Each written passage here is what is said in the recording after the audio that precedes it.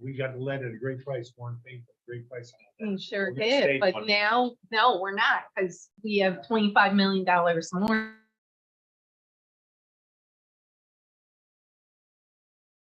You need to talk about it. You promised me you'll talk about that. I did, and they shot me there. Yeah. Talk about it again. I really. Check. Good evening, everyone. Welcome to the finance meeting. It's a beautiful day out there. So I know lots of people are tuning in while they're eating their steaks and relaxing on their patios. So hello out there.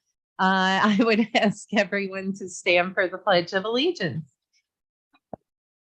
I pledge allegiance to the flag of the United States of America and to the republic for which it stands, one nation, under God, indivisible, with liberty and justice for all. Bless her. Yes. Do a quick roll call. Councilmember Gully, Here. Councilmember Figueroa, Councilmember Steele, Councilmember Mann. Here. Councilmember Conley Wilson. Present. Councilmember Soriento is absent and Council President is here. We have 6 present, 1 absent. Presentation of the agenda, a number of items, but before those items, we're going to get an update on ARPA from Andy and Chris, and we have some guests from the Art Center with us. Additionally, we're going to get an update and a review on the new barrel program. And then, as I said, a number of items. So without further ado, we will turn it over for the ARPA update since Liz and folks are with us. So Andy, do you want to start off first with your numbers and then we'll take it from there? Thank you. Already. Look at that, Maria. Will Irene's mic reach? No. We need to update our core budget. Mhm. We're gonna fix this up for you. We got money left. We're gonna take care of this. Mm. Shit. You need a hand? There's money in our budget. A couple $1,000. Mr. Conservative over here, you know? Maria, do you need a hand? Do this for you.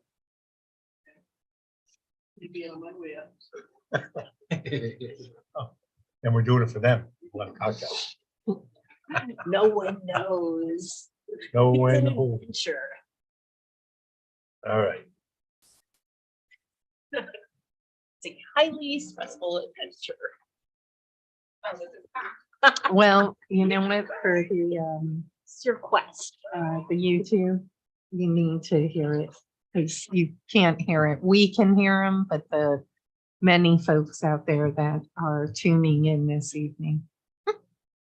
It's 437. Is that what it says? Do we have 400? Oh, no, it says -3. YouTube is forever. Yes. I don't know. YouTube Watch. is forever. 5, we have 5 people. Ooh. Yeah. Hello. No singing. So Andy is going to walk us through the financials. Andy, also, if you don't mind telling us like what's been spent, you know, all that good stuff, try to condense it. Thank you. So I left the presentation packet on everybody's, at everyone's spot.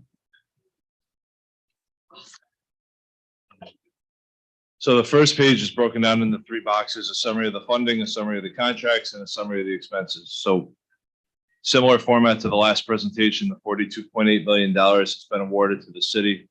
$38.623 million has been appropriated, leaving the balance remaining in the American Rescue Plan monies of $4.2 million. Of the total appropriations to date of $38.6 million, just under $17 million of that appropriation money is on contract or on purchase order. That includes both city projects and recipient agreements. Okay, can we stay there so- for a sec? So approximately 17 mil are appropriated through contracts, signed contracts. So we're 17, so we're short about 21. 21.67 million. We're gonna go to the next page and I'm gonna, Yep. that, while that's big, that's again, city and and recipients and the city monies. We're gonna touch on where that stands. Is 25% of that is one project. And then of the contracts of $16.9 million, $11.1 million has been spent to date, and there's $5.8 million outstanding on all the contracts right now.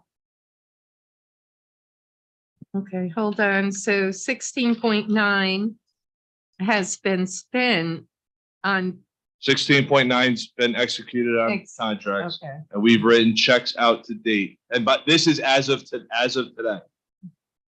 We've written checks totaling 11.1 million. okay. So 5.8 million remains outstanding on purchase order right now. And the end of 2025 has to be spent, 2026 2026. appropriated by 24, expended by 26. Very good. Council President, Yes, Councilmember Conley and Wilson. that's like December of 2024. December 31st of both years. Great, thank you. What's that, Jim? Or, oh, watch, because that's the contracts. Those are the ones signed. Jim's confused on the 5.8, right? Yeah. Yeah. Okay, ask Andy. No, I see. what you did. Do you see? Because these are the contracts executed. I We're get it. doing a little sidebar. I'll call you. My math buds. Right. Okay, So if you go to the next page, this is a summary of city projects to date. And it's broken down into two different tables. The first is what has been spent, paid to date. $6.6 million, of which $2 million of the lost revenue that's in the 2023 budget that's been recognized just for efficiency purposes and bookkeeping. $115,000 at the Alamo, $96,766 of ARPA administration, $231,000 for accounting and timekeeping, $221,000 for city technology, $502,000 for demolitions, and $879 for the barrels. Nick Pool, $104,000, Lansingburg Firehouse, $21,000. The peak ambulance, that's wages and the social security, is $731,000. The premium pay of just under 1.4 million. And the South Troy Industrial Roadway Phase 2, the pipe portion of that project, $395,000, totaling 6.6 million. The second table looks at the appropriation balances. So to the point of why is there $21.67 million that's been appropriated but not on contract? I would point directly to Knickerbocker Pool that has $5.3 million that's yet to be on contract. So that money is set aside for demolition and to seed the construction part. There's also the lead service line replacement of $1.6 million. That bid was recently opened. It's my understanding that contracts were due back from the contractor. Believe that they came in either today or we expect them tomorrow. $1 million for the park improvements because we're using the debt first, then we'll use the ARPA money. want to get into parks? All right, so, Chris, Kinlock, how we doing on that? I know it was awarded, where are we? Thanks.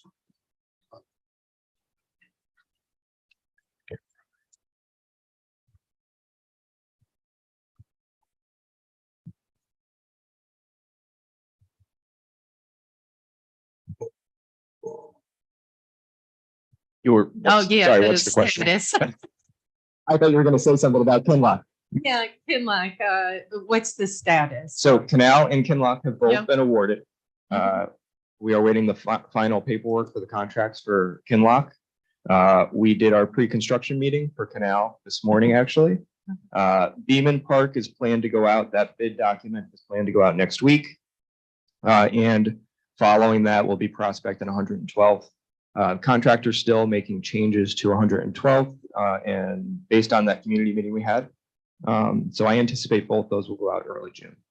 Okay, on Kinlock, I know you've been contacted also by some residents for a neighborhood meeting. Do you plan to schedule something in the near future? Yeah, it'll be in the next month or two. I haven't been able to focus on that yet as I've been focusing on getting the bid documents out.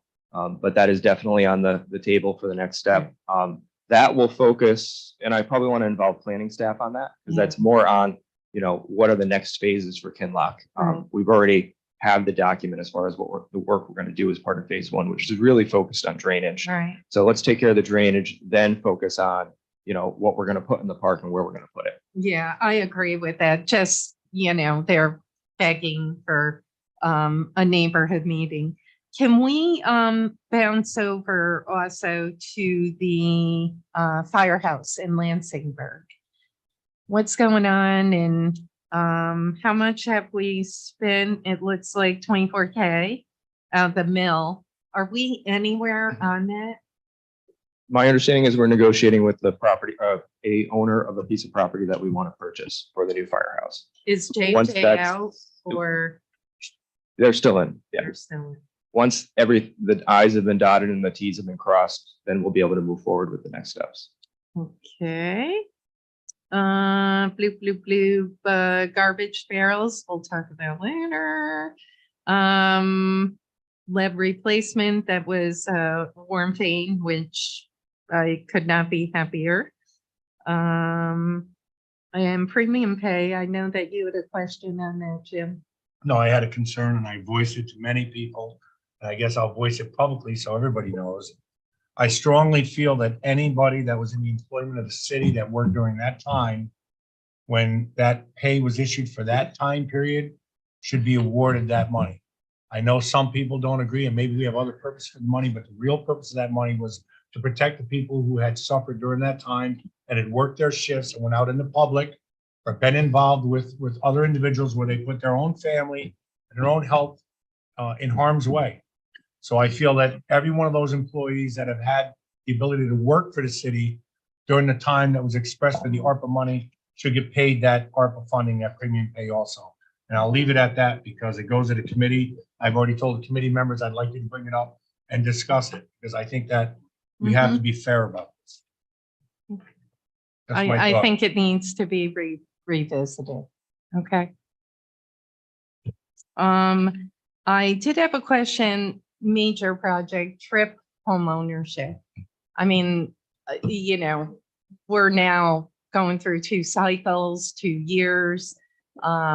We talked about doing some really good facade improvement program, clustered. I mean, is the contract even signed? If TRIP is overwhelmed, For maybe. TRIPS contract, we received that this afternoon. And they're meeting with Relentless next week to talk about the communications. And I know we have a steering committee meeting tentatively scheduled Monday. Yeah. So I'll fill you in then as well. Okay, good. But yes, just received the contract that's today.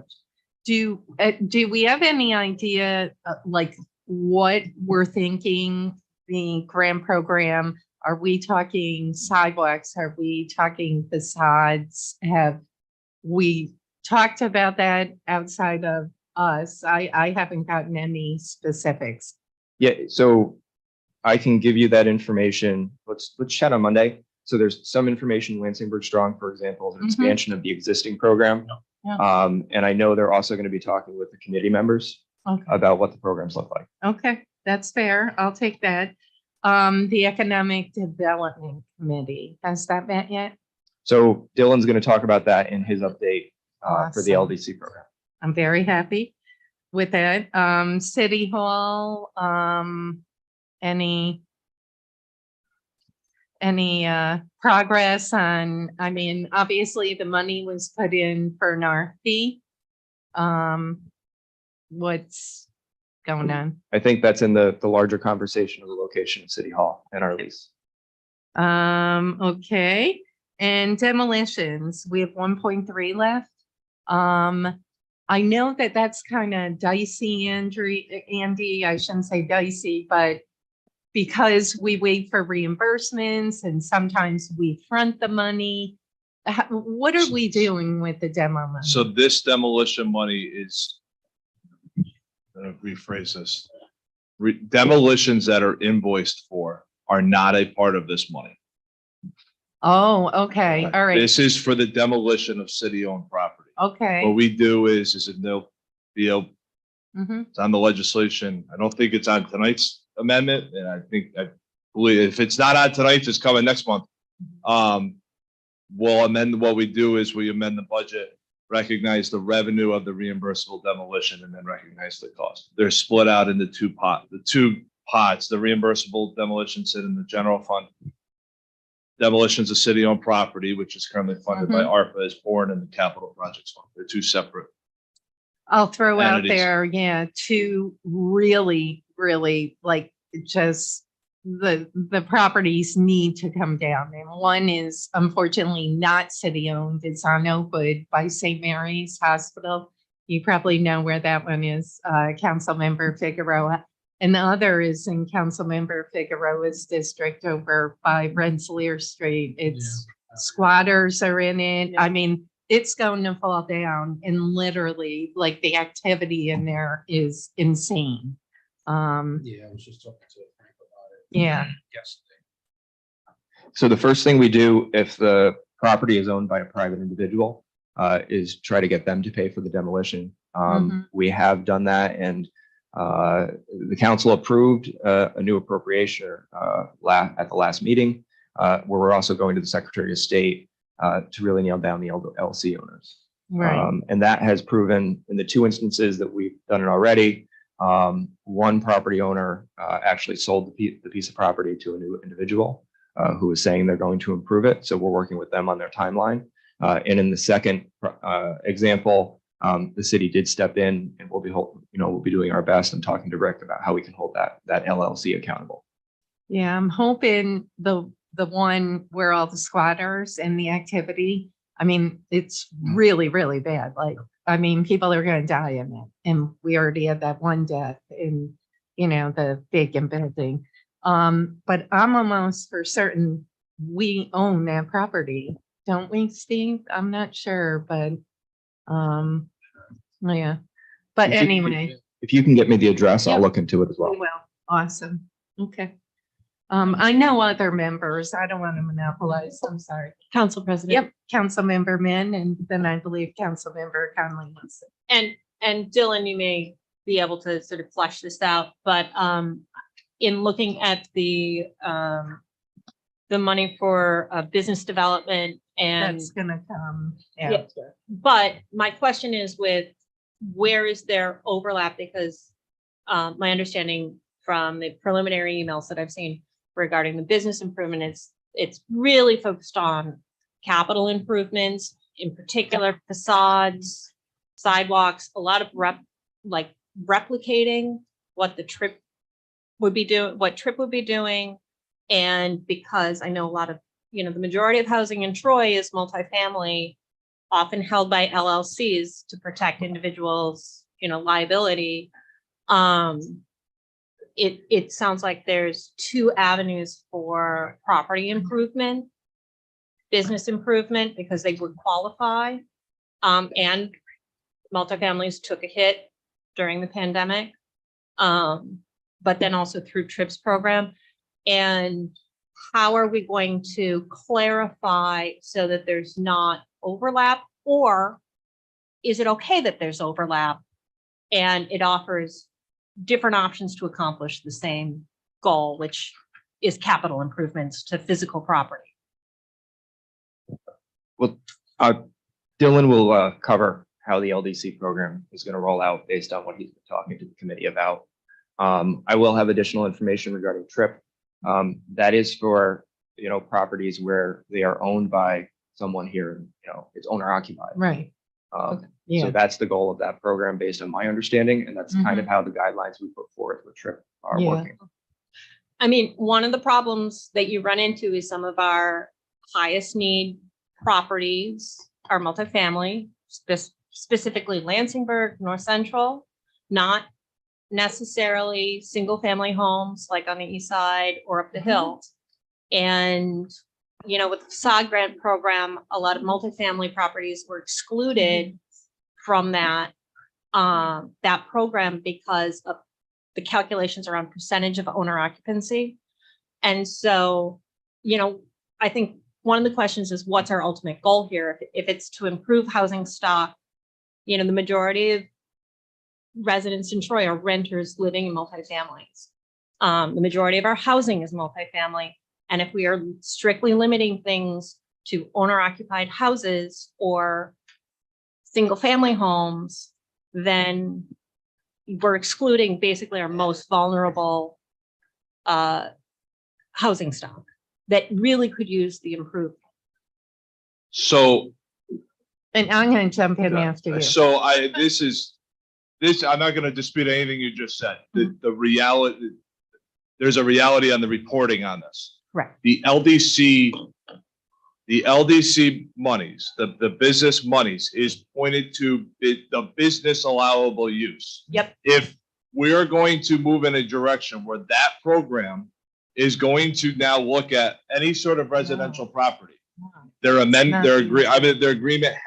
has to be amended, and the reporting to Treasury has to be amended and put into another bucket. That's, I'm just gonna preface that right now as part of the And conversation. if I could jump in, when this was approved, there was, if you look at the definition, I mean, it's broad, but it said businesses. So we have, you're talking two pots. We have the LDC, which is the business grant program.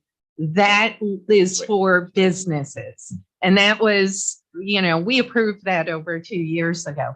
The home ownership program is supposed to be citywide, replicated after Lansing Berg's drawing. And it's all about trying to get 3 or 4 homeowners on a block to join together to do a facade program, or maybe a nice fencing, or maybe a sidewalk. But that's totally 2 separate pots, business. And I certainly don't want to change that. And then obviously the home ownership, but that is not outlined, the detail of those grants. So what I believe is going to happen, a proposal come to the steering committee, to the council, to prove what that grant program is going to look like. Point of information.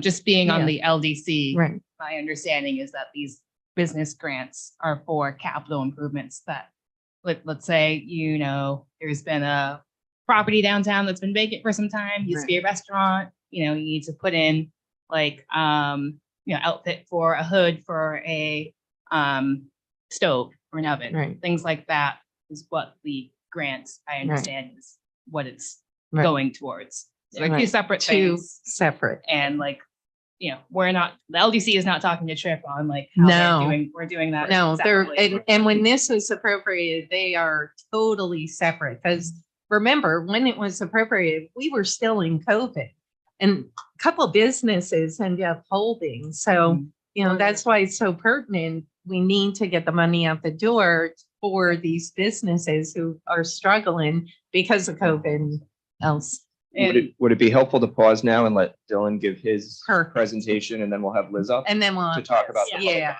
perfect. Sure. Hi, everybody. How are you? Good. How are Good, you? good. I'm doing well, thanks.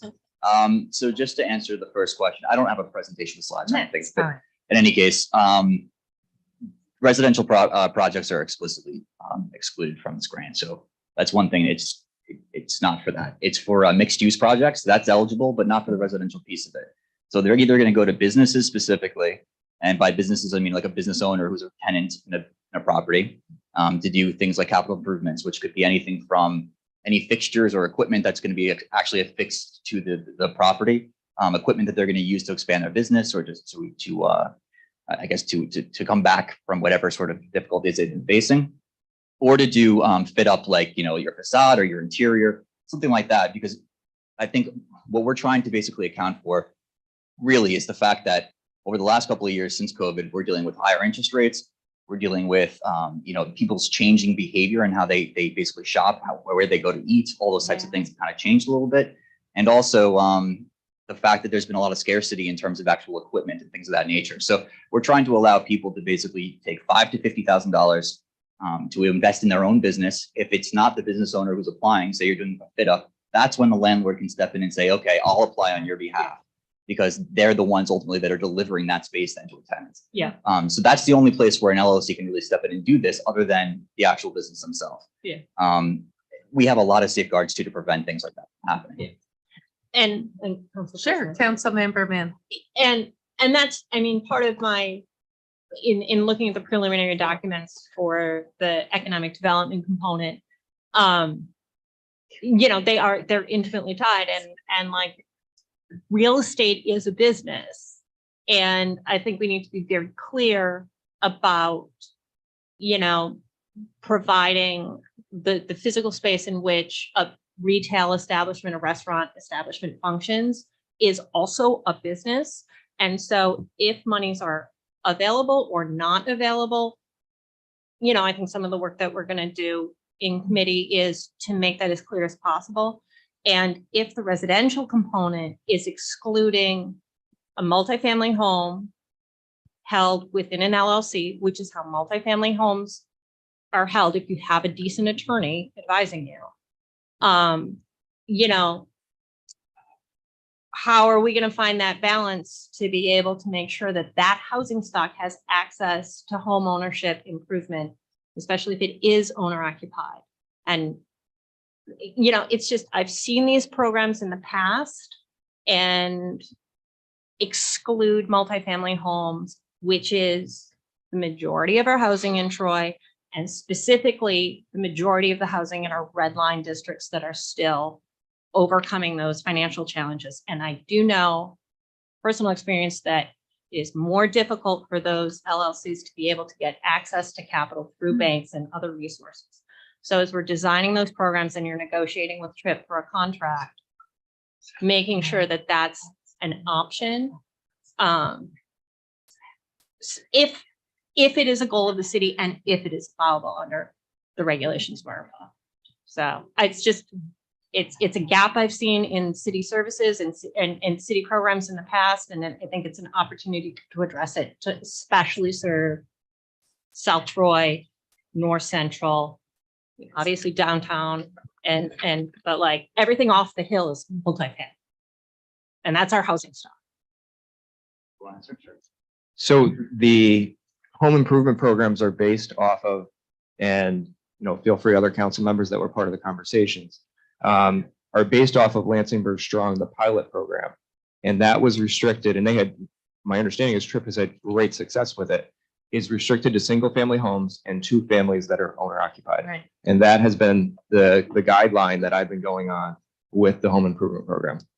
So that continues, if that's the guideline you're working off of, then you are excluding the majority of housing stock off the hill serving like redlined populations. And just, if you can find a workaround, awesome. If you can't, under the laws of ARPA, just be clear about it.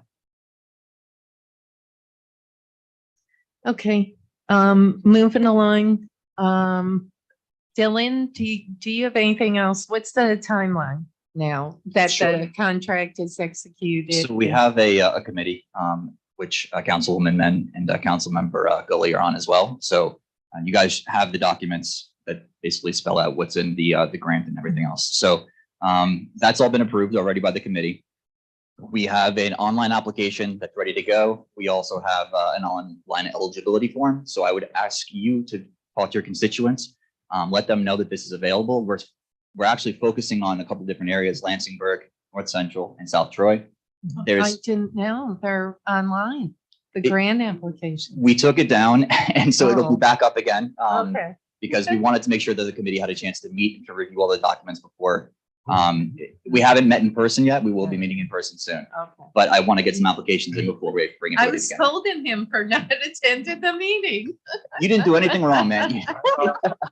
It wasn't you. Used to it. Somebody gotta have big shoulders up there. I'll step in for you. Don't worry. Give me a moment of panic. No, we haven't met yet. We'll be doing that soon. We should also Cool. be, there should be probably some applications rolling in, judging by the amount of phone calls I've been getting, probably within the next week. So get ready because it's a lot. Yeah. I think getting calls, but you're not going to exclude downtown. There's no exclusions whatsoever. The criteria are, I mean, pretty simple. Just if you want to hear them real quick, Yeah, they're please. basically, we're focusing on readiness. Obviously, it's worth 20 points. We're focusing on physical impact, right? What are you doing to the actual streetscape? Economic impact, both direct and indirect, quality of life, and renewable energy and sustainability considerations. Those are all worth 20%. I know for a fact we're going to get a number of these in that are really going to help people out. Yeah. Crystal with was it Happy Paws? Yeah. I mean, she's like my best friend now. So I'll tell you right now, Yeah. we talk every day. So she's going to be, Avery, he needs help. yeah, the mushroom man. Are you kidding me? Of course, we're Yeah. going to help him too. We got everybody. We're again, it's not up to me. It's up to the No. committee. But I Yeah. think this is going to be a good program. for No people. match, straight out. You need 5 a to match. 50. You need a match because it's a You do. reimbursement grant. Okay. But we've already talked to the the community loan fund, Loan. and they're going to be working with us to basically help provide loans to qualified. Obviously, you have to get through their process, but it's going to be a very simple process. Gives Great. everybody an opportunity. Exactly. Okay, Good. so you'll Thank you. apply, go to community loan, and then, they'll front the money, reimburse. Well, you need to have either the equity or the money basically lined up in order to apply. Okay, That's one thing, and you also can't be behind in any taxes, any water bills, anything like that. okay, all right, okay. That's good. Councilmember Conley Wilson. Dylan, do folks need to fill out the eligibility form before receiving the application, or did you guys? Yes, Okay, because otherwise we're going to get a whole lot of longer applications, and I don't want to waste anybody's time. great. Yeah, And when you fill out the eligibility forms, you get a response immediately, or is that like, do you guys actually stick through them? It's probably going to take a couple of days, but we'll get back to you very quickly. It's going to be me and Danae basically reading them. So cool, awesome. Councilmember Gully. Dylan, you mentioned that there was going to be a set of criteria and they'd have to have no debt or no debt to the city. But a lot of people came through COVID and they couldn't avoid building a little debt. I mean, it couldn't be avoided. Their numbers went down, customers didn't come to the door. My question is there anything to help those businesses that are struggling, that might have a small issue that they can conquer with this money? Because really, if we're just taking businesses that are doing okay and all their numbers are good, what do we really do with that money? When we're not reaching out to the businesses that are really struggling, that might have an issue. Maybe they couldn't pay their taxes sure. because their money's low. How do we help those businesses? So first off, it's because it's ARPA funds, we're actually excluded from being able, we are strictly prohibited from being able to do operating capital. And I'd also like to add that there's a lot of different vehicles out there for operating capital to kind of help. Either you can get a loan, there's a couple of different programs that they can go seek, including the community loan fund, by the way, which would be willing to help. However, there's not a huge return when you're basically investing, because all you're really doing is you're patching the boat, right? You're patching a leak for a Right. little bit, maybe for a couple of weeks, and then you're For back a into the same family, it might be situation. everything. For a family, it could be everything. And again, I'm not saying that those things aren't important. It's just not really what this is for. What this is for is somebody who can't afford to say, invest in a new operating system in their business that's going to enable them to basically reach 200 times more customers, right? And Right. which is going to allow them to expand and then maybe hire more people and then expand their business. They don't have the money to do that right now, but with this grant program, we've enabled them to actually expand their business and to basically serve more people. And we want to grow businesses here in Troy, right? That's a huge thing that we're trying to work on. But there is a venue, just for everybody online that might own a business that's struggling. There is some options for them also. Yeah, and So they I can encourage work anyone to reach out to me. But anytime, you That's reach out to me awesome. anytime, Thank and I'm happy to talk with people anytime they want. That's great. Thank you. You got That's it. awesome. And Council President, Councilmember Min. piggybacking on that, for businesses that do not own their physical space and are renters, what is the situation if their landlord is behind on taxes, but we're making a capital improvement, which is permanently affixed to the structure? And that's something that's out of the tenant's control. And then separately from that is if there's sales tax arrears, if there's a method, if that becomes a factor as well. So that's a great question. As a member of the committee, I welcome you to bring that up there. I think that's a great place to do it. But I also think we can talk a little bit about who the applicant is in those instances and kind of work through that. However, if they're doing a capital improvement that's on the actual physical property, and it's going to be a capital improvement, there's going to have to be some sort of agreement then between the landlord and the tenant that they understand who's going to end up with the property at the end of the day, because we don't want to see somebody invest in something that they're going to end up losing when they leave. Right, yeah, a piece of equipment that's installed and then can be removed and hood. relocated, Or a facade. I mean, why would I want to fix the facade of my landlord's house? Like, Right. or my landlord's, because building. it's the branding of your business. right. So and those are questions that will certainly come up in committee, and I appreciate you taking the time Sure. to address them now and Okay. at least lay it out. Happy to do it. Did anyone else have questions for Dylan? One last one. I am hearing somebody said that there potentially is some good news coming down the pipe for geothermal, since you're here. Yeah.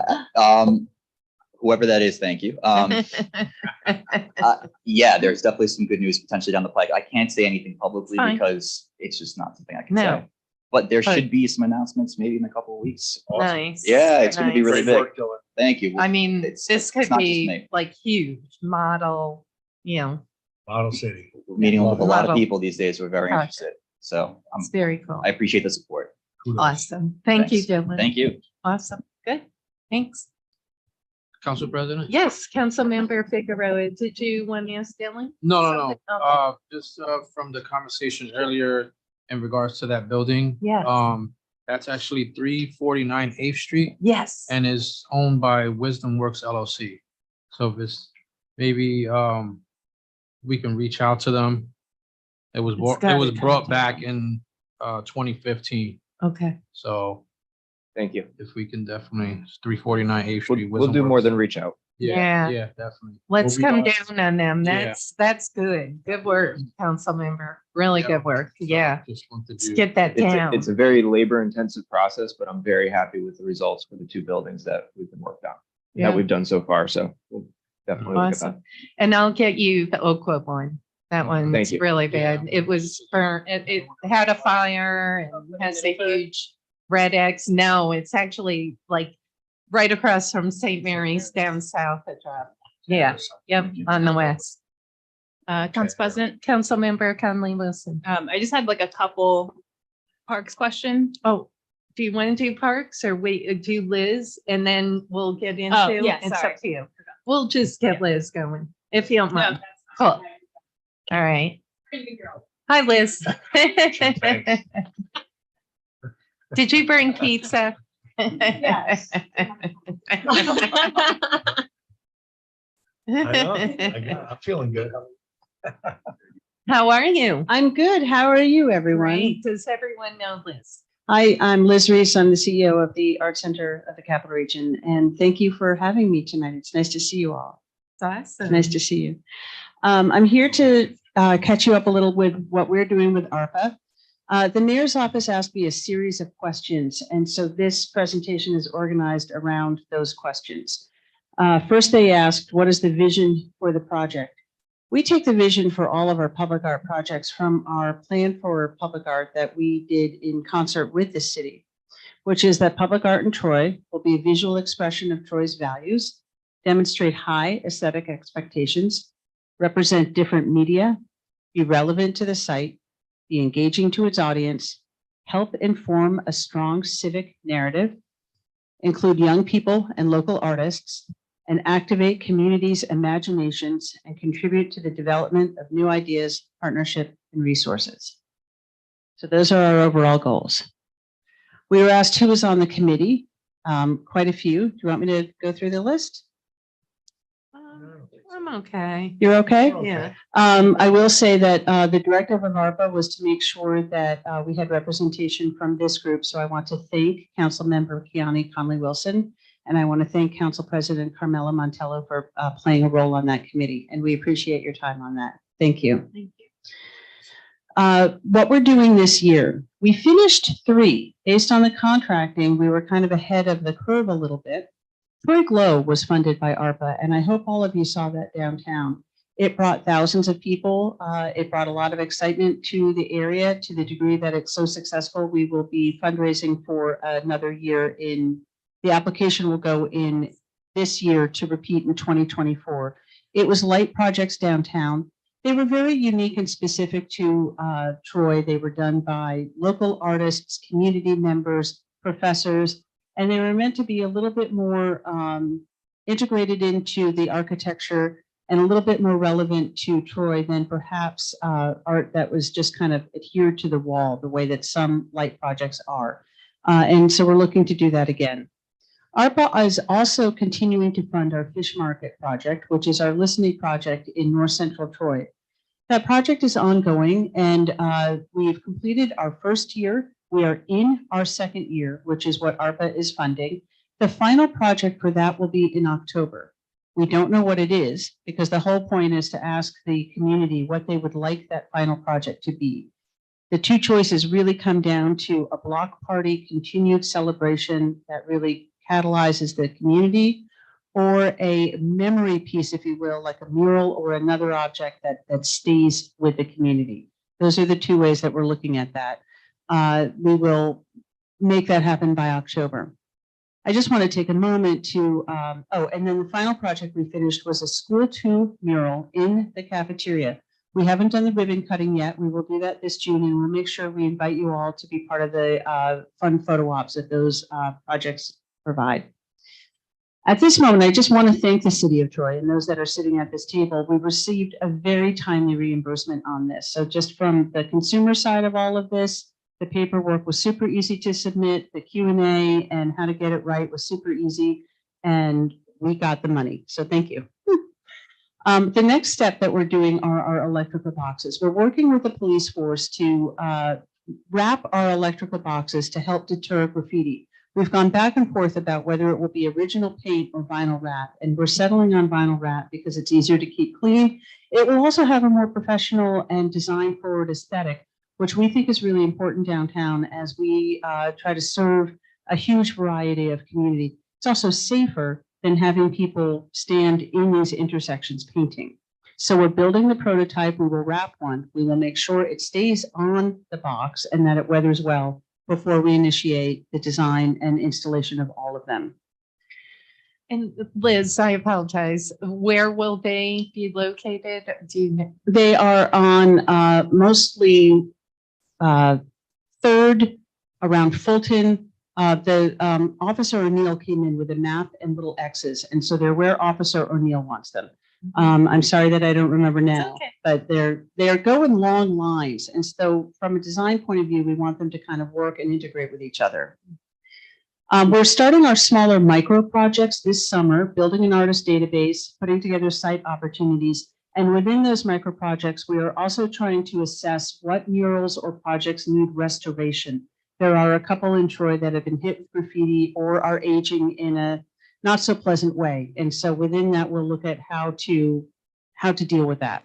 And Liz, would Burden qualify under that or? It does, but I will say that that mural at this point is so old that it's actually probably going to need to be completely repainted. And at that point of repainting, it could be that we reinvent its aesthetic. It could still be a welcome. It could still reference the wheel, which is such an important part of that area. But we could go for a bolder, more forward-looking design. But we will bring the artist in to say, what is it going to take to just abate the graffiti? But I know that artist and I know artists. And it's going to turn around to say it needs a complete repaint. And I think we should just use that as a community opportunity to make sure it's repainted in the way that we want to see it today. So that is, we heard the concern, and that's being folded into this micro project program.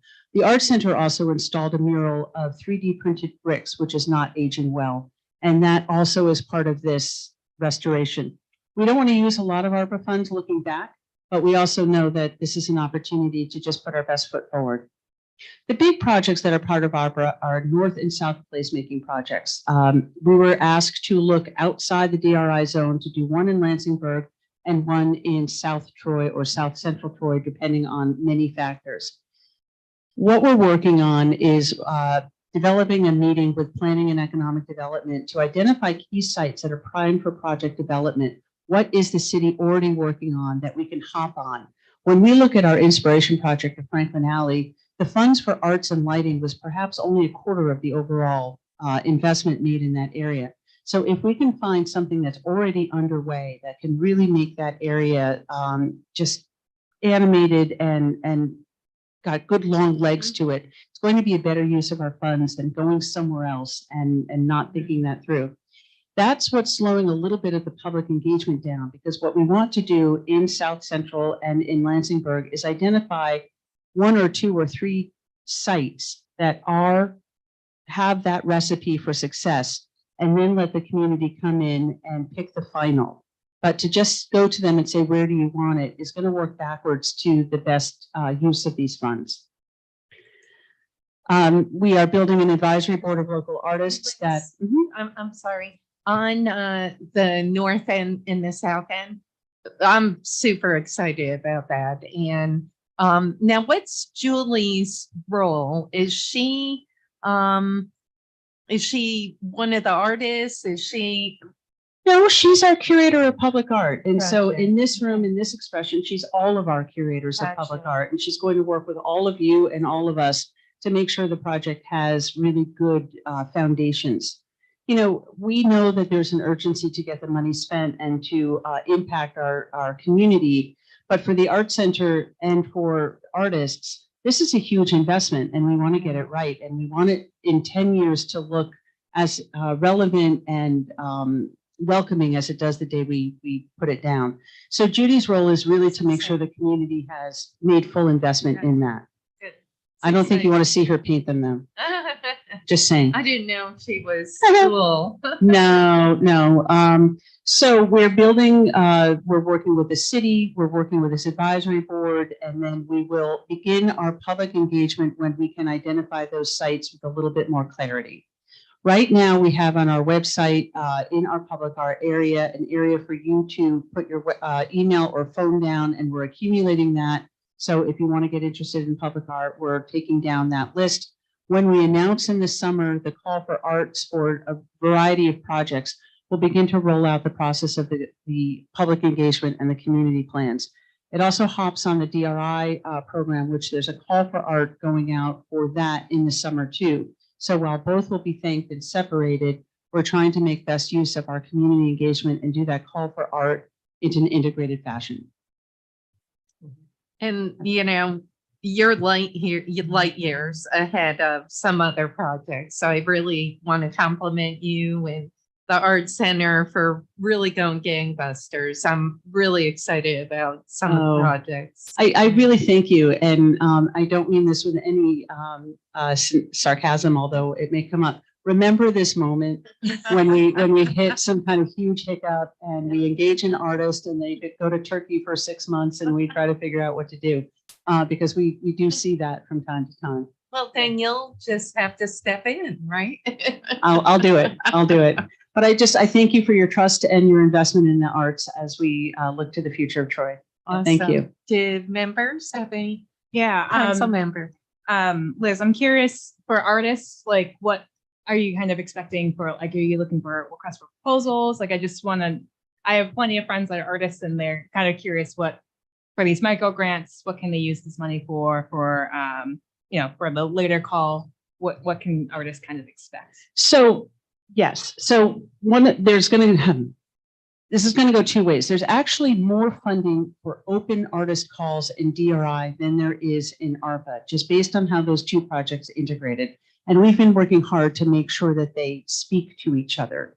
But in the Open Mural program for ARPA, as well as in DRI, what will be sent out is an RFQ. We will be asking artists to just send their material, what murals they've done, are they in town, and not necessarily proposals, because it costs artists a lot of money to develop a proposal for what we may not need them to do. So the first step is just an open RFQ, and that will go out this summer. That will satisfy both ARPA and DRI projects.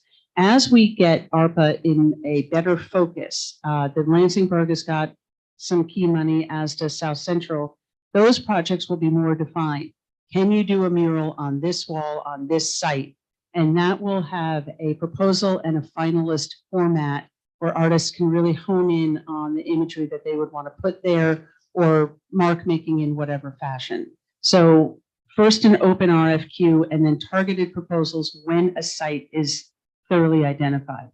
Part of DRI, we're also wanting to do an open mural program that will involve probably up to 20 artists in a more over 2-day, I don't want to say casual, but immediate fashion. Just out of my curiosity about like how, so you said about like 10, 20 artists, about like how, like what's the range in terms of like, So in the ARPA for Lansingburg and South Central Maine projects, it's been our experience that one artist or a partnership of artists makes a cleaner aesthetic in those sites. So it will be a one project. It could be a team of artists, but they have to work in an integrated fashion. So just for today, let's say that that will be kind of one team each. In the micro projects, we have about a $40,000 allowance. Once we clean up these restoration projects that are keen on, just a lot of people want us to clean up what we've already done. Let's say we have about 30 left. By today's money, that's going to be anywhere between 3 and 6 projects. Artists are getting paid nationally $35 a square foot. We're looking at perhaps an average of 25 just to see if we can do that. That's what Buffalo is doing right now. Buffalo's square foot price is 25. So that's what we're hoping to hit. that's really helpful. And I also just want to thank some of the projects that you were talking about with the fish market and school too. I know that there was a lot of like artists of color really involved in that. So that's really amazing. And I love the Glow ARPA project. So I hope we were able to continue that. And I'm very excited to advise on this. Thank you. Thank you for your confidence in all of that. Thank you. Council President. Yes, Councilmember Ben. Yeah, I want to I want to reiterate that as well, because I know that the impact on economic development and tourism, and then also quality of life that public art can offer to a community has a very high dollar value. And I really want to say thank you for working with Troy Police and Officer O'Neill, who has really made fighting graffiti like one of his major causes, and knowing the cost per square foot to remove graffiti, it's about $25 a square foot. So to put a mural on a piece of property for about the same price point, you know, it has a real impact to reduce that cost. No, it's true. I mean, there's a building on River Street that has kind of this crazy stucco facade, and everyone wants us to do that because it's such a target and it brings the whole area down. And we see that, and we're okay talking like that. The Mural Fest in Oklahoma that we just visited kind of on a spontaneous trip, they do this one weekend program and then everyone goes to see it. I went and met with a bunch of the different stores, and they stated that 30% of their annual revenue is based on people going to see those murals. And so we are trying to do our projects that align with that. We believe in expression, and that's an important part of our overall goal. But at the same time, we also know that it can really change and improve a neighborhood. And we want to do that hand in hand. And it's also a way of providing some restorative justice for people who are victims of property crime, because unfortunately the victim of the crime is punished by the city based on the way our code operates to remove graffiti that's been put on their property without their consent, and at a high price point equivalent to what we would pay for a mural. And so the city using ARPA funds to address that harm to an individual is, I think it goes above and beyond what even the stated goals of ARPA is. And I think it's just important to recognize that, because I think sometimes people are very dismissive about graffiti as having a negative impact on the community, but it really does. And it creates a sense of anxiety and fear, and people don't feel safe in their homes when they're targeted. So I really commend the Art Center for, you know, using public art and providing a platform for artists to create a positive expression, but also help heal victims of property crime. Well, So thank you for that. Thank you, Councilperson Men. What I'd like to say though, and just to clarify, like when we do the Ferry Street Tunnel area, if we do that brick surround the way we want to, we will probably spend as much money prepping that site as we will bringing the artist into it. So if we're paying an artist $25 a square foot, we're probably also spending 25 a square foot getting it ready. So when I put in those bills, don't forget that. Okay. And then I also want to say in terms of healing, what I like about art is it heals across so many spectrums. It allows for articulation, for point of view, for agency, for expression, and for property owners to gain value. So it's a broad stroke that this paintbrush can do, and we like doing it. Council President, President. We'll do Councilmember Figueroa and come back to Councilmember Conley Wilson.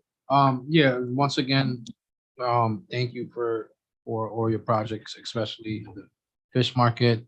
They have like a great lineup with the poetry and stuff, and also giving young people the opportunity.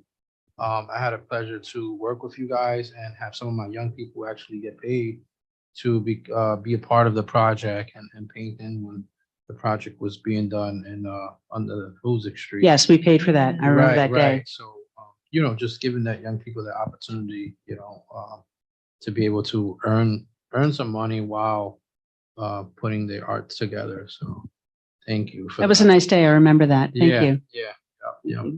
Very cool. Yeah. Councilmember Conley Wilson.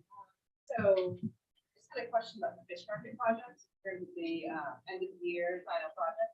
Is there a way do you envision that we can combine the block party and the memorandum, like we have a block party, like food and stuff, and I think so. Thankfully, you're on that committee, so you can bring that idea up and we can see that through.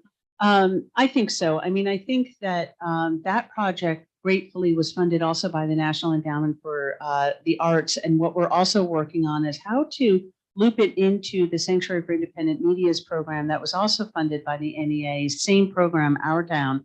They're looking at doing a mural that goes up the street. And so is there anything that we could also, and I do agree. And as we work with the artist, it's the kind of area and the kind of project that everybody wants everything because it's so important and it's so needed. Just in case you were wondering, because I do too, after that main project is over, we are fundraising to keep open the site for another year to go a little bit kind of on a slower pace, but still stay open and really try to figure out its long-term position in the city. Do we keep it? Does it turn into a shared environment? Was it needed to begin with? What will its point be? But it won't at the end of this great celebration shut down because that's everybody gets shut down and that just adds to a stereotype. So it'll stay open for another year while we continue to determine its long-term position.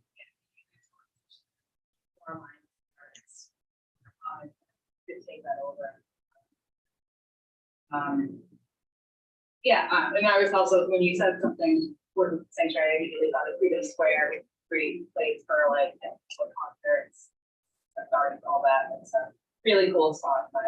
Yeah. And I just wanted to know, this one comment, like, question, but like, I really believe that arts create culture, and that's what makes cities, that's what brings people to live and visit cities.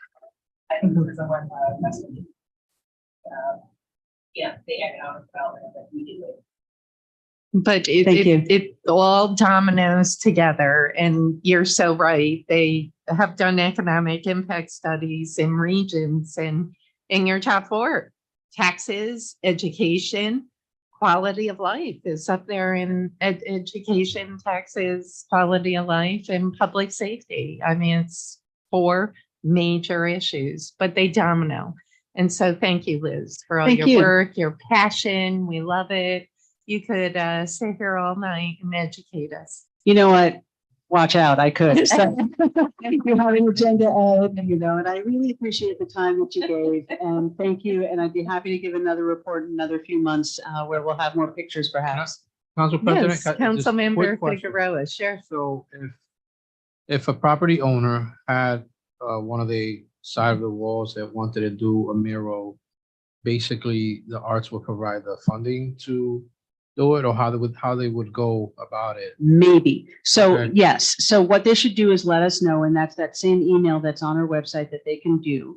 And it really depends on where it is and what they want to do. So for example, the building that is on King Street, right in that triangle, the property owner came to us and said, we'd like a mural here and we really want it to be Uncle Sam. Interestingly, the community that we researched and surveyed are a little tired of Uncle Sam, and that's not necessarily the first icon they want to see.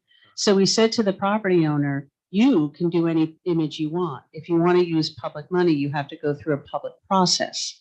And we'll have to see what kind of imagery comes out of that. And the solution may be a typography-based one that says, "Welcome to Troy." So he gets his more traditional bend. We get something that may be more modern, and everyone will win. So if we're using public funding, we have to think about whether that property owner has an open eye to it or already has things on their mind. So we have to think about. Also, it can get expensive, but we'll see, if it fits in either map, either DRI or the ARPA map, we're on. Thank you. That's awesome, because I wasn't connecting that, and coincidentally, the old Peters, which is, right on River Street, they were hit with graffiti. Pelicano is his name, Vince Pelicano. He owns the old Peters, and then I think it was River Street Pub. And Yeah. so anyway, he's trying to turn that around, do something in the neighborhood. He's not sure yet, but he would love to get something on the side. He'd love the graffiti move, but he would be open to a mural. Well, when we have our meeting, again, if you cannot attend, you Yeah. can still email Awesome. in what the property owners or addresses that you're Okay. looking at that want to do that. Perfect. And we'll see how it can fit in. Yeah, because that's a gateway. It's, a block before Taylor, and it's right there. That's, I on think, the River. same building that I'm referring to. Oh, The- it is. That crazy Oh, stucco yes, cement thing. yes, Yeah, he- it's got he something's got to tried- happen. He tried to get some of it off, and Well, it's he's a tried different difficult things. facade. Yeah. Yes, very good. The Um, final thing is in RADC though, there's a grant for facade improvement for $2,500 that anyone can apply to get it that way. Oh, And we okay. can make sure that people can know I what go that there is. with you? Well, and if that is on our target area anyway, Yeah. but we'll also share with the community what that $2,500 facade improvement Okay. opportunity in that RADC program is, separate That's from all that we're awesome. doing. Awesome. Thank you, Liz. Thank you. And, really quick, and, I know we all want to get moving, but the Art Center, I told Liz, has always been so stereotyped downtown. And yes, you had to build that foundation. And the idea was build that foundation downtown, prove yourself, then domino into the neighborhoods. And that's what you're doing. So kudos. I could not be more pleased with all of your work. So Oh, thank you. thank you. That's a kind thing. Thank you. Thanks. Have a wonderful night. Thanks, Liz. Liz, we have another hour. No. Councilmember Gully's like, okay. Thank you. Only 45. So back to Chris, we'll get to Councilmember Conley Wilson. Before we do, I have a very big question. So, Before you jump into questions, I did have a few more comments. go Great. for it. Yeah. And before I do, I just want to thank Liz and Dylan for being here tonight. I think they really put a face on these important programs that are impacting our neighborhoods, as you can see. Yeah. um, Let's keep and doing this. That's exactly it. I want you to hear directly from the stakeholders that are involved. Thank you. A couple additional points, based on Andy's list and my quick review, over the last 5 months, we've executed, there's more work to be done, but we've executed agreements with 19 community organizations totaling more than 6.2 million that are support our neighborhoods here in the city of Troy. Additionally, I already spoke about TRIP. I talked a little bit about the parks. There's a 4-pager in front of you from Relentless to talk about some of the communications that they've been working on and that they've been doing. I thought it would be good for you to have that in one single location so you have an idea. Couple key points. They have been working with each entity individually after we sign an agreement to visit them and also capture their story. And you're seeing some of that on social media right now. So they're developing social media graphics, videos, postcards, other collateral material.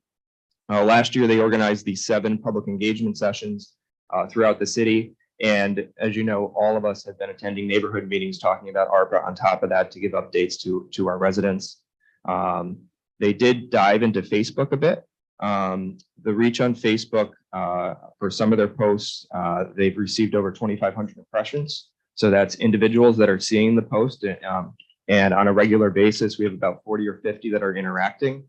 So that's commenting on the posts, et cetera. So there's some good interactions. It's been steadily growing online to communicate what we're doing.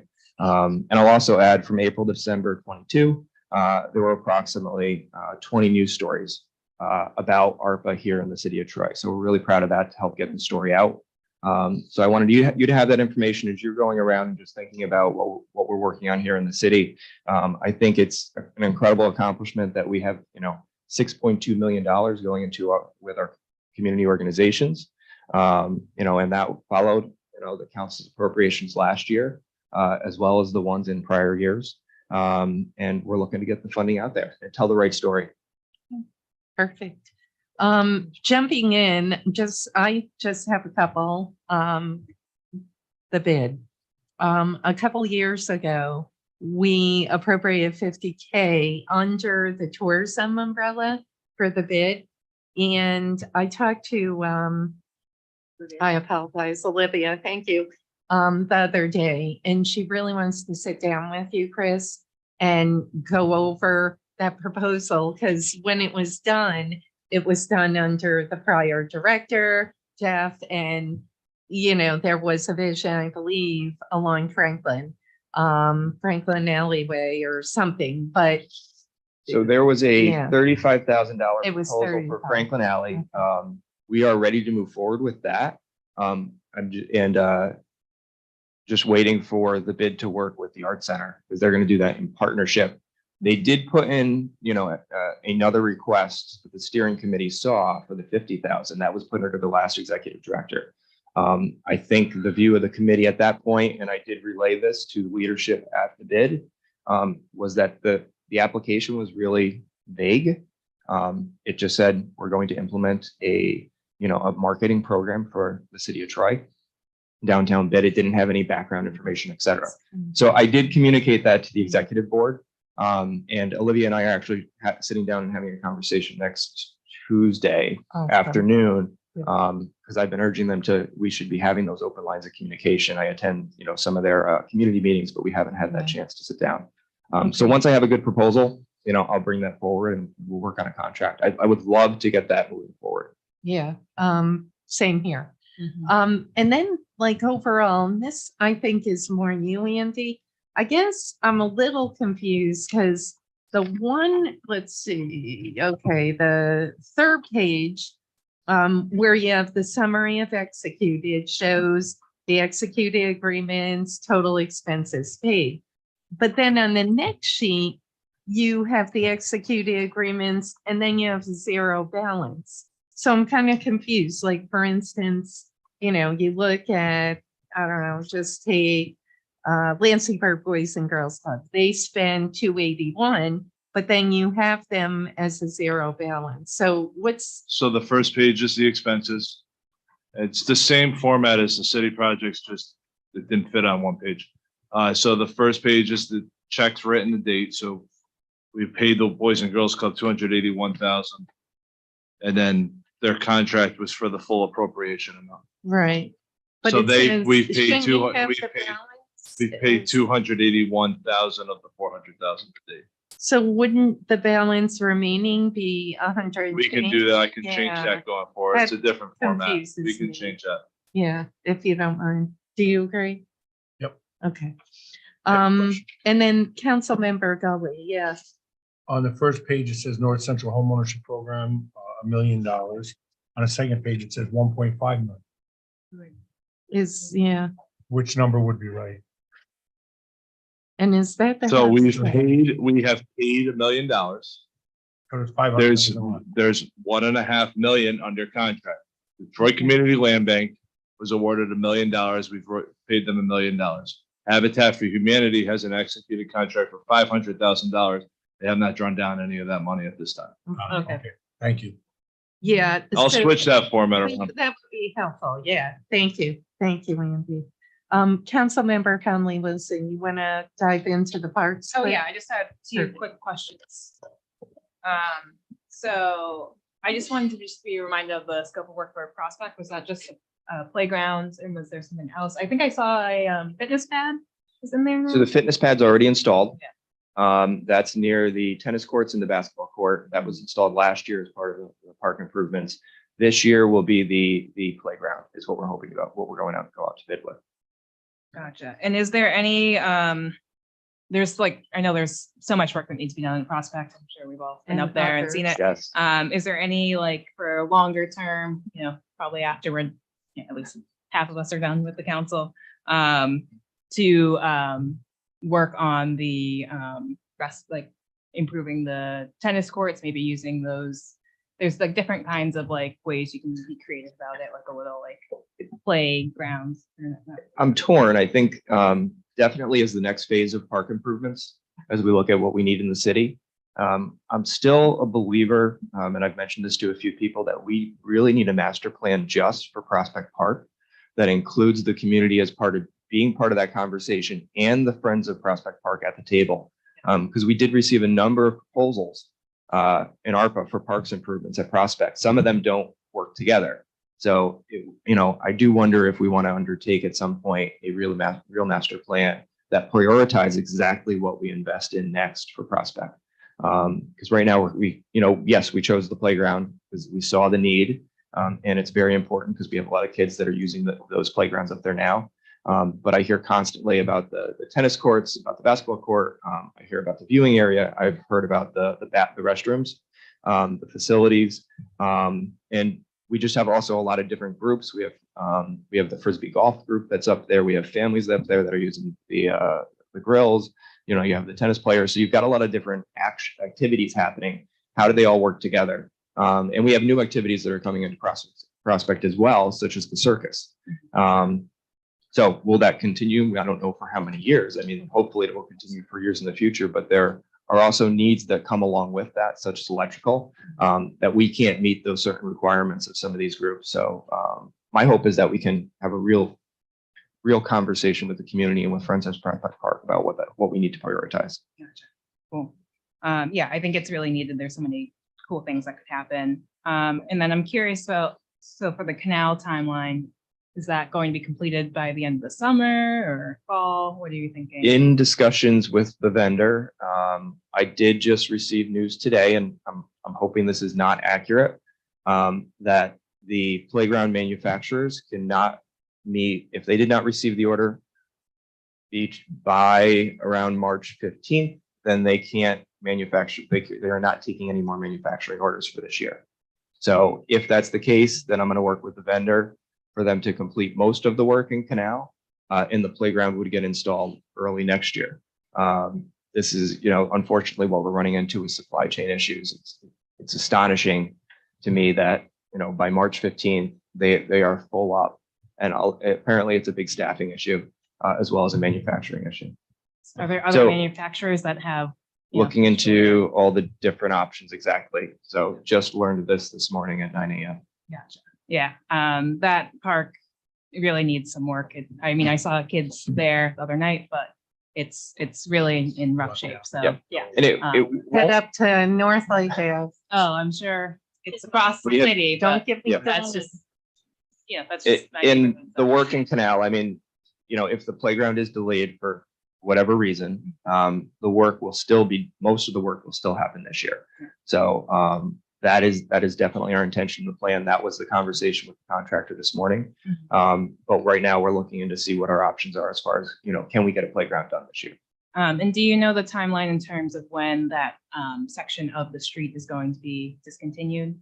So it would be closed off as soon as the contractor starts their construction work. And then Kinloch, what's kind of like the timeline, do you think, for those improvements in sewage or So drainage? we have awarded that contract, and we have to sit down with the contractor to talk about the timing. We do put our goal as far as, what we want to see, but it also can move a little bit based on contractor availability. You, Thank you, Councilmember Conley Wilson. Good questions. Councilmember Gully. You know, I grew up on Haverman's Avenue and back in the early seventies, really early, probably way before you were born. I used to crawl up that hill every day and go to swimming at that pool up there. And I don't think we've ever talked much about that pool, but that is a historic pool that's been there for many years. And I know it can't be a pool again, or maybe it could, who knows, but it would be really hard to reevaluate it. But have we ever thought about anything there that like maybe turn into an amphitheater that we can put on some music there or something simple where you just cut it in half and put a slab down and create a stage where we could make use of that? Because it used to be a very beautiful facility inside and out. I mean, I know it's just a rotted, gutted out with trees growing in it now, but I mean, have we ever thought with all this money, what we could do with that to maybe improve it for that park? Because it just sat there, just going away to nothing. I know the mayor has spoken very passionately about it in the He past. probably swam there too. He's as old as I am. I'm sorry, older. Oh, I do have an idea. Well, something. I mean, likewise. let's get the art center in there to get a vision. All right. All right, so let's. go But on. we agree. I don't- We agree, I don't think Councilmember. it should be looked at. Council- Bypassing Yes. in this park plan. And this is just me, and I apologize, but I see Prospect, I'm in line with you. It's its own animal, a very wonderful animal that has incredible potential, but it's so big. And when you put it next to the tiny little pocket parks, some of our pocket parks, like North Lake and, Canal and some others, Kinlock, they need attention. They're like the heart of that neighborhood. So I see it separately. I see us potentially funding projects, separately because they're bigger issues, but saying that. So anyway, Councilmember Min. Yeah, regarding Prospect Park, because its significance is incredibly historic too. Garner Douglas Baltimore designing it, which is a major piece of RPI history and American landscape architecture history. And I know that the Friends of Prospect Park have some concerns with that balance of the historic preservation, but also parks have to evolve and change over time. And there is substantial and growing interest in a dog park. That's with it. And whether or not that can be integrated into Prospect Park or some of our pocket parks, because that again is like another quality of life component. But I'm happy to hear about the idea of moving forward with a master plan. And I completely agree with Councilmember Gully and Conley Wilson for the former pool there. It is architecturally significant, obviously not cost effective to function as a swimming pool at this point, but creative reuse, I think there's amazing opportunity there. So, again, quality park in the heart of the city, walkable to a lot of different neighborhoods. I think it is something that the more people you can bring to the table who have long-term commitments, the better. So thank you for the work on that. Couldn't agree more. Yep. Thank you. We're all in agreement. Okay, moving forward. I did have Blue Farmers Market. Where are we with that project? So once we have plans for what improvements they want to make, we'll So they execute a have contract with them. No. I know Steve and Steve have been having conversations. Okay, that's not great. W Workforce Development. I know we're Yep. partnering with Hudson Valley and another kind of not sure. That's next up on my list, and I'll fill you in on a Monday with some initial thoughts on that too. Okay, and American Theater, I have full disclosure for the council, been asked to sit with Philip Morris, so we're gonna have coffee sometime in the future. Great. And I did hear from Steve just this week, or maybe it was last week, that he's ready to Phillips full speed ahead. And, I was thinking of having him at a future council meeting to provide an update. That'd be for example. awesome. That would be I just didn't want to fabulous. take up the whole night. with Yeah, speeches. no, it's good breaking it apart. No, this is really good. Tonight was definitely better than anticipated. It's slowly moving forward and, I think over the last couple of months, a little kick has happened. So thank you. I don't know if you had any of the hot sauce, but if you did, it helped a little. There's a lot of background work that went into the contracts and just working with the different entities to figure out what exactly they were going to do. Because we also need to be good stewards of taxpayer dollars and make sure that they're used effectively. One of my fears is I didn't want us to rush to do a contract and then have something happen, because then we all have egg on our face. And we did see that, at least with some of the articles with some of the federal funds, like the PPP loan. I certainly didn't want any of us to be in that position. So it took a little bit of time, but I think things are really moving along. It's coming together. Yeah, and I was just going to ask probably the same thing as you. I have big letters. Go for it though. North Central Community Center. No? All right.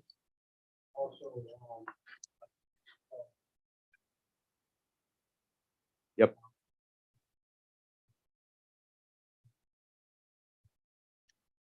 So they had a meeting not that long ago, and they're going to provide me with a proposal. I've been letting those organizations talk to figure out if there's anything there. And looking into some of the projects that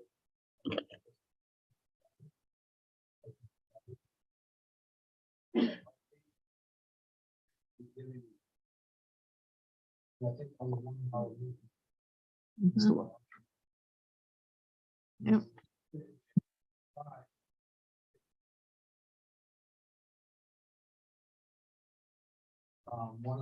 So kind of the rule of thumb on the report is they haven't drawn down money. It's going to be marked not started because it's a lot. The report's a lot. When you say it's started, you have to answer that a litany of questions that come with it. So we're marking them started as they draw down the money. So look at it more as a percentage of it's first off, the report's more money. It's more money. It's money based. It's not activity based. So look at it as the percentage that they've drawn down, not so much the percentage of the work that's been completed. Is how the report's being prepared. So basically, and to jump in, you're saying if it hasn't been completely spent. So if it's for $1 million and we've paid 250,000, then it's going to be marked 25% complete. Gotcha. Is how it's going to be Okay. marked as we go. So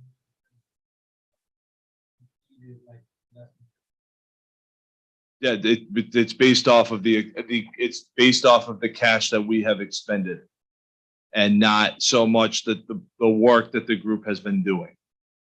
So if they've done 50% of the work, but they've only submitted for 25% of their costs, we're going to mark it 25%. If they've done 50% of the work but haven't asked us for reimbursement yet, it's going to be marked not started. In my eyes, if the city has not paid money out on the project and they are not a subrecipient, I'm trying to go in the weeds on this too much. If they're not subrecipient, these all, except for two, and the two that are subrecipients are 100% paid.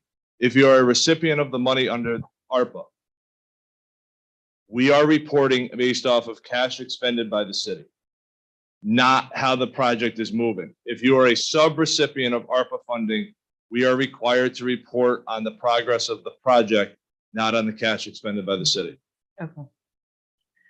So basically, what Councilmember Figueroa is saying, if it says not started, it doesn't mean that their contract wasn't signed. It just means they haven't been Correct. issued any money. Correct. Correct. The report is entirely, it's being approached as entirely a finance approach.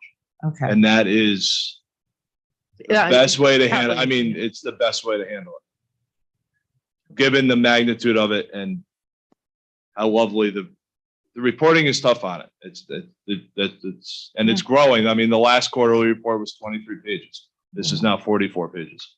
It's gonna keep growing. Eh, Uh, As an example, Lansingburg Boys and Girls Club is listed as less than 50%. Mike called me today. He says he has another 90,000 in bills he's going to be sending over. I said, Mike, send it right over. We'll get it processed. It's, that work has been completed and it's been completed for a while. It's just not reflected in the report. I gave him your number, Thank just you. so you know. Oh, they have it.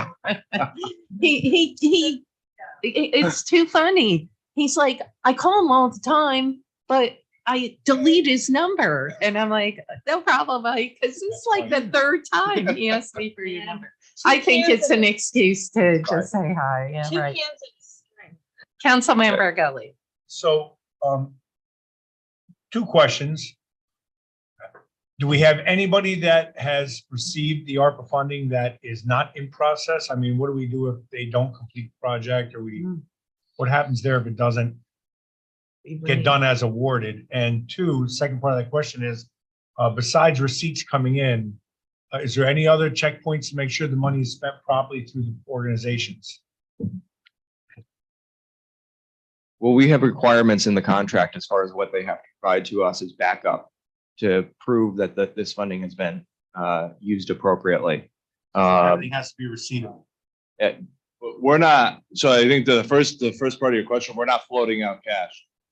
It's No, all I'm just reimbursement based. If it's left there because they didn't collect it and the project goes flat or they don't finish it, will we have to like extremely Reallocate. rush to find a place to put that money or spend it before it goes south? Or if there's a project that doesn't get done or doesn't get completed and there's funding that's left in these pockets? So what we do is have regular communications with each one of the entities as they're plugging along. And we also know per the contracts, what their timeline is for completion. Fine, make sure we got Okay. some check on that. Yeah, no, it's a good question. Yep. Can I jump to the community center real quick? Yeah. No. I did have, so we did talk about that in the March meeting.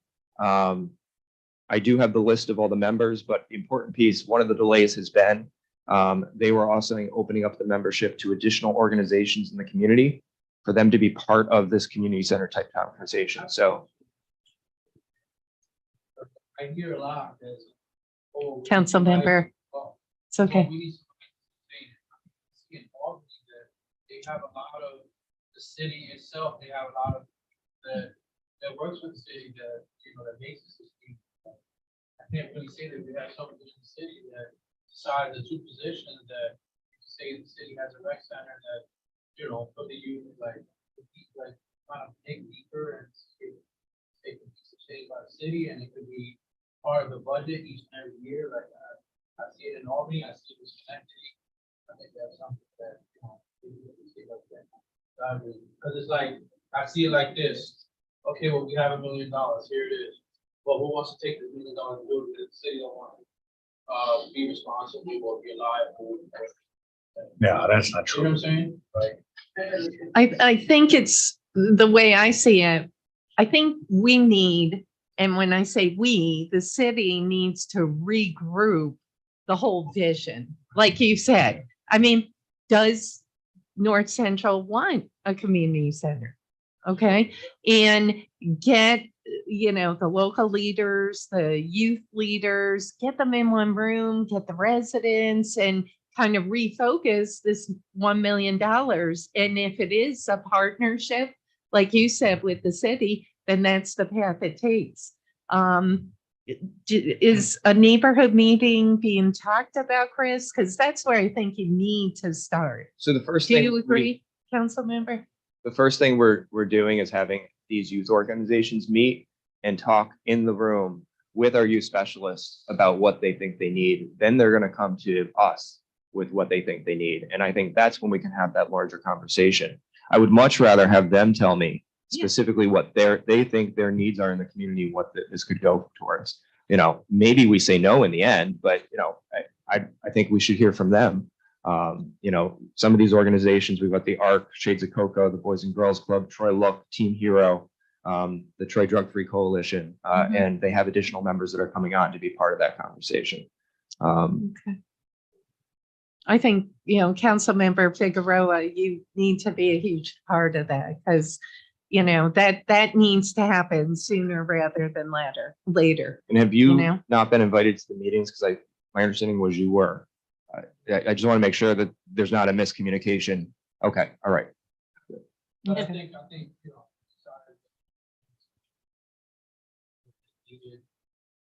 before the organization. I mean, we've said, I mean. Yeah. he was here for Yeah, these quarterly, Yep. uh, yep, Yep. yeah, like, yes, I think yes. there's- I think there's, I think there's a clear vision, what we see, hmm you know. which is-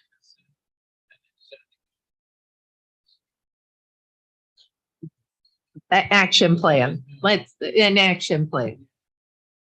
So, more Mm. than voice, yeah. Yeah, people. Yeah. So, yeah, yeah. especially because Yeah. we see the timeline. yeah. Fair. Council member, good, but, I think we got to take that next step. Council member Gully. So I agree that a community center should be looked at seriously for that area. I can't agree the fact that the city should run and operate. If the leaders of that community who are known throughout that community as the leaders, they should be able to put together an organization and they'll come in and run a community center for their community. It shouldn't be the city's obligation because they're not in touch with the neighborhood like the leaders are. And to run and establish like a community center, you have to reach out to the youth in a way that you understand them and you bring them forward. And I don't think the city's equipped to do that. And I don't think they even have the money to hire enough crew to do that. So I think really, this is when you depend on the neighborhood leaders to step up. And I think this is a time where the city's willing to put $1 million up to say, we want to help you get a community center. They need to hold their end of the bag too. They need to get some leaders. They need to put together a crew and they need to outfit that community center. We can put it together, said they are engaged with the youth in their community. And I think that's so much more strengthful than taking a city employee who doesn't know these kids and put them in there to watch a door, because you know what's going to happen. It ain't going to be the same. The conversation ain't going to be the same, and the depth of conversation won't be the same because those kids aren't going to open up, but they will open up to their leaders. And I think that builds a stronger bond when we do something more significant like that. Even though it's not the easiest path, it's the best path.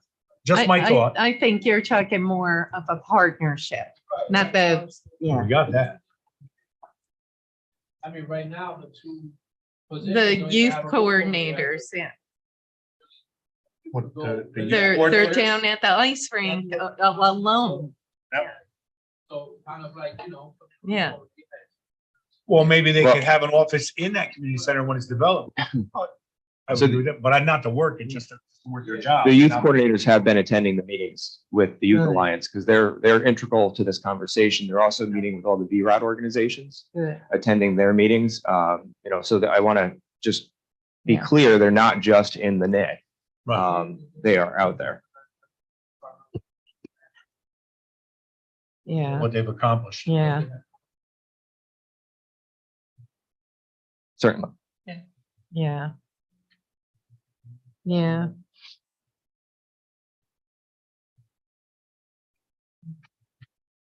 Yeah. They seem a little lost, yeah. Basically, all Yeah. we want is, since we, obviously, we worked tirelessly to put this budget together. Yep. And to get salaries out, we have to want to report on what they. That way, we can go on as well. Just like you said. Right. Right. Get them better engaged. Yeah, I'd be happy to provide a report, or I can get a report from our staff. I will say that these organizations, the Shades of Cocoa, ARC, all these other ones at the group, have been raving about their participation at these meetings and utilizing them as a resource. Same thing with the Nick Park Board. And in my conversations with VROT, the Volunteer Youth Recreation Organizations, they've been happy to have them at the table. Good. Council President. Councilmember Min. I mean, one of my concerns with $1 million for the North Central Community Center is that is not enough money to build really anything. If one of the goals that comes out of this is to actually build new construction or renovate an existing facility, $1 million is nothing. I mean, HVAC for the existing library is $1 million. So, one of my concerns is how can we be honest and realistic and say, this is not going to build a huge facility that's state of the art, nor maintain it, nor sustain it in any kind of long way. I mean, this is seed money, but like one of those low budget packets of seeds that maybe will sprout. So just in those conversations, what happens if there isn't something that can be turned into a viable, sustainable project with this money? Is there a second alternative to help support the North Central community, especially North Central youth, where $1 million could have a really substantial impact? And it's more of a rhetorical question. I don't expect the answer, but that may be something that in those conversations needs to come up, because $1 million is pocket change, which feels weird to say, but it is. And I will just say, the only thing I'll response is I have been realistic with the organizations. And this is certainly, you know, $1 million does sound like a lot, but this is a difficult project to move along. So we're trying to find the best solutions possible. Council President. That's fair. Please, yeah. Councilmember Conley Wilson. So I'm just more curious about the website. For Troy Now, I'm curious, is this report or any of the other reports that we got, the last ARPA report, up on the website? I don't see it anywhere. It should be on the far right. There should be, I think, a documentation or reports tab. Good, I just Yeah, I saw looked it. at it doesn't look like it's on there. I see ARPA draws 1 through 5, which stops, I think, in October or August of Look, last it's year. on there. But maybe that's just because I'm on an iPad. Yeah, that's just, I just want to, and then if there's a way to add the additional Yeah. draws that we've had since August. So under reports, Mhm. on the far right, it's right next to contact us. It has Q1 report, Yeah. Q4 in I 2021, knew I saw it. all the way until the last quarterly report, which Andy just went over. Okay, great. It might be just because it's the iPad. Yeah, no, I see it now. Sorry, I was just Yeah. looking at the reports okay. page, and that's Yep. a little bit Oh, okay. confusing. I'm like, I thought I just saw it, but I Great. closed down. And then, yeah, if there's. I can have them look any- at the reports page. though. Yeah, adding the draws that we've done since August of last year, I think would be helpful. I know that there's a section for the lead service lines, but just for folks to documentation reasons. Yeah, the lead service line just went up, actually. Yeah. I think yesterday or this morning. That's great. Thank you. And could you ask maybe Girls Inc. to come in and a couple of the projects that have been closed for future meetings? Sure. You know, I'd like bringing in some of the folks. That was a great idea, Chris. Thank you.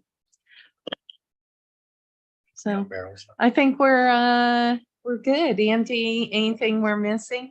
This was very thorough, very, very pleased. Thank you. Absolutely. Yeah. Council President. And one sec, Councilmember Figueroa, if you can't make one of those meetings, maybe Councilmember Gully or one of us could, just because I'm kind of clueless also in terms of next steps.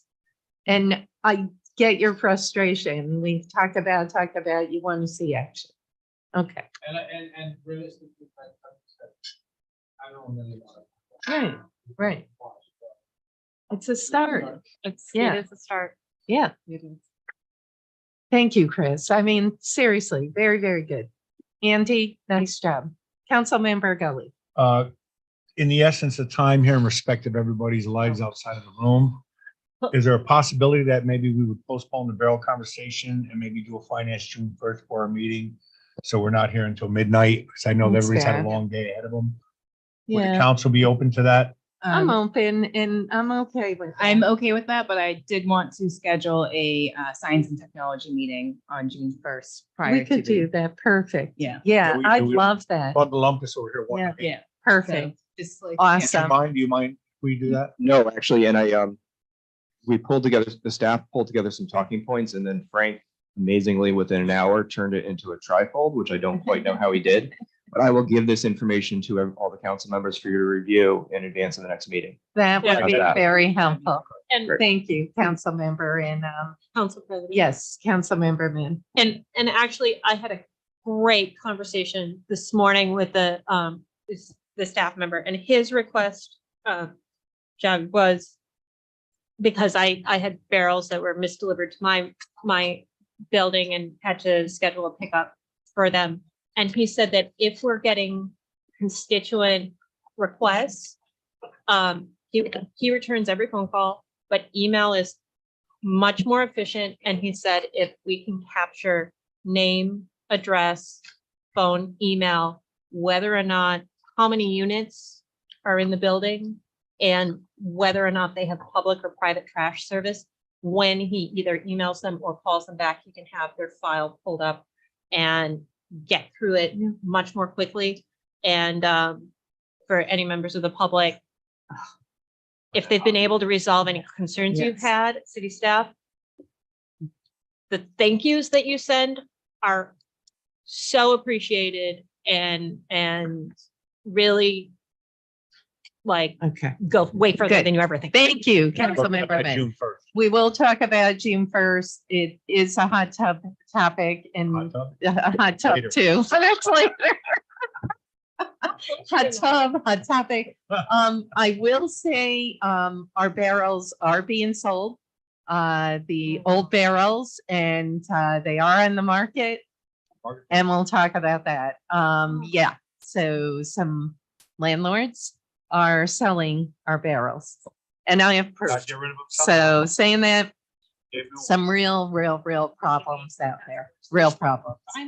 Not in my house. They are piled up. No, So thank you. for no, your no, time they're tonight. selling the city. Yeah.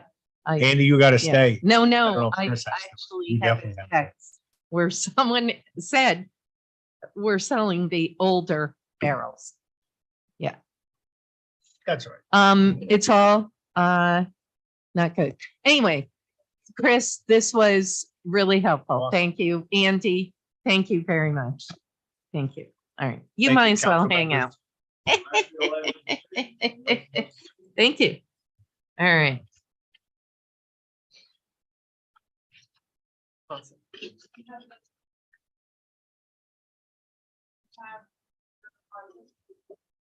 I do, What cheat I sheet? do. Andy did a really cool cheat sheet for me.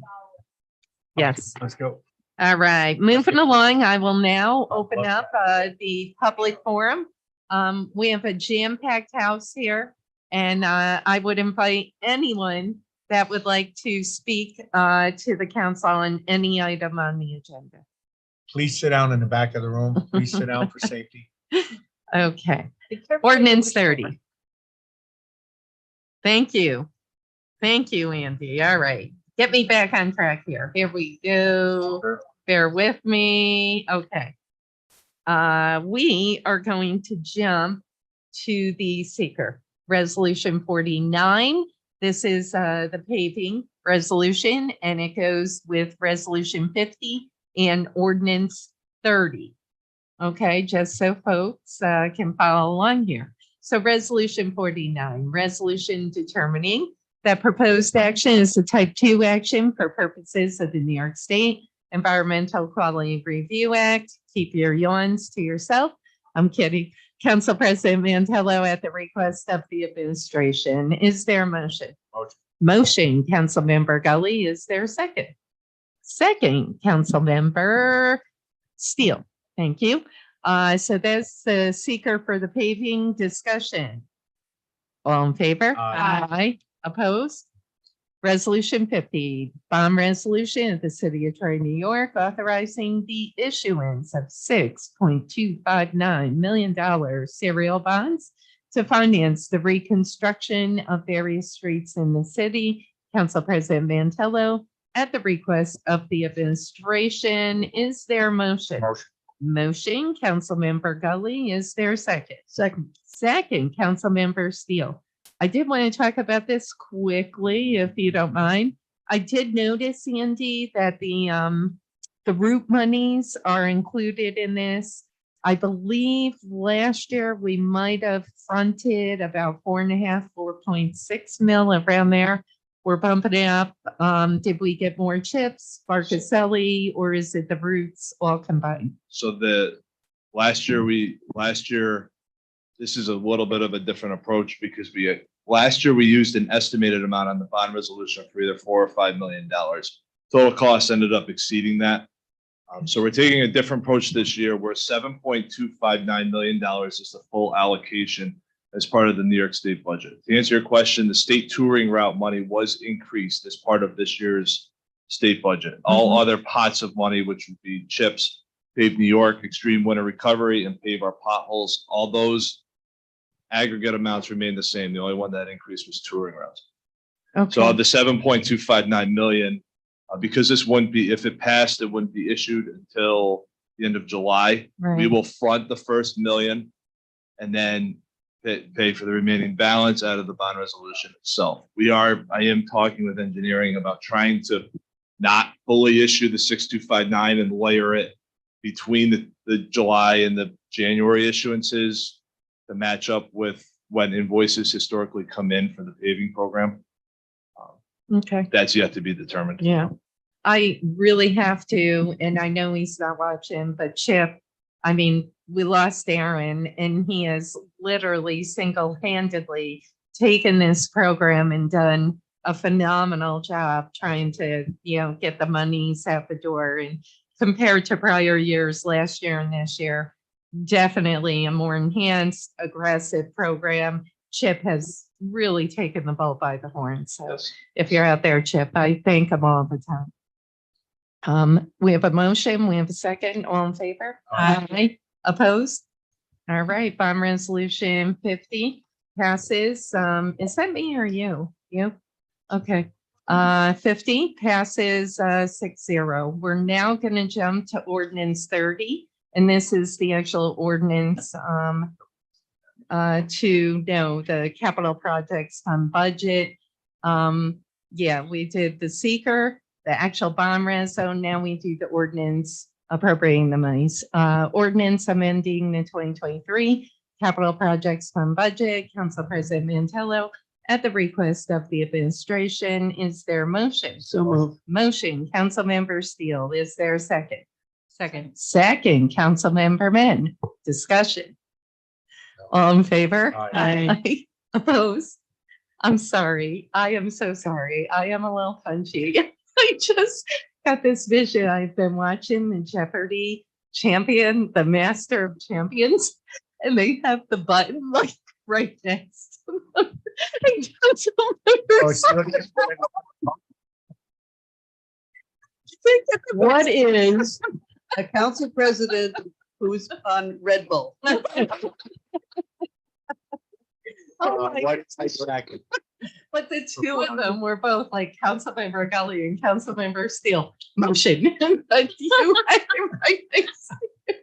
I'm sorry. Thank you.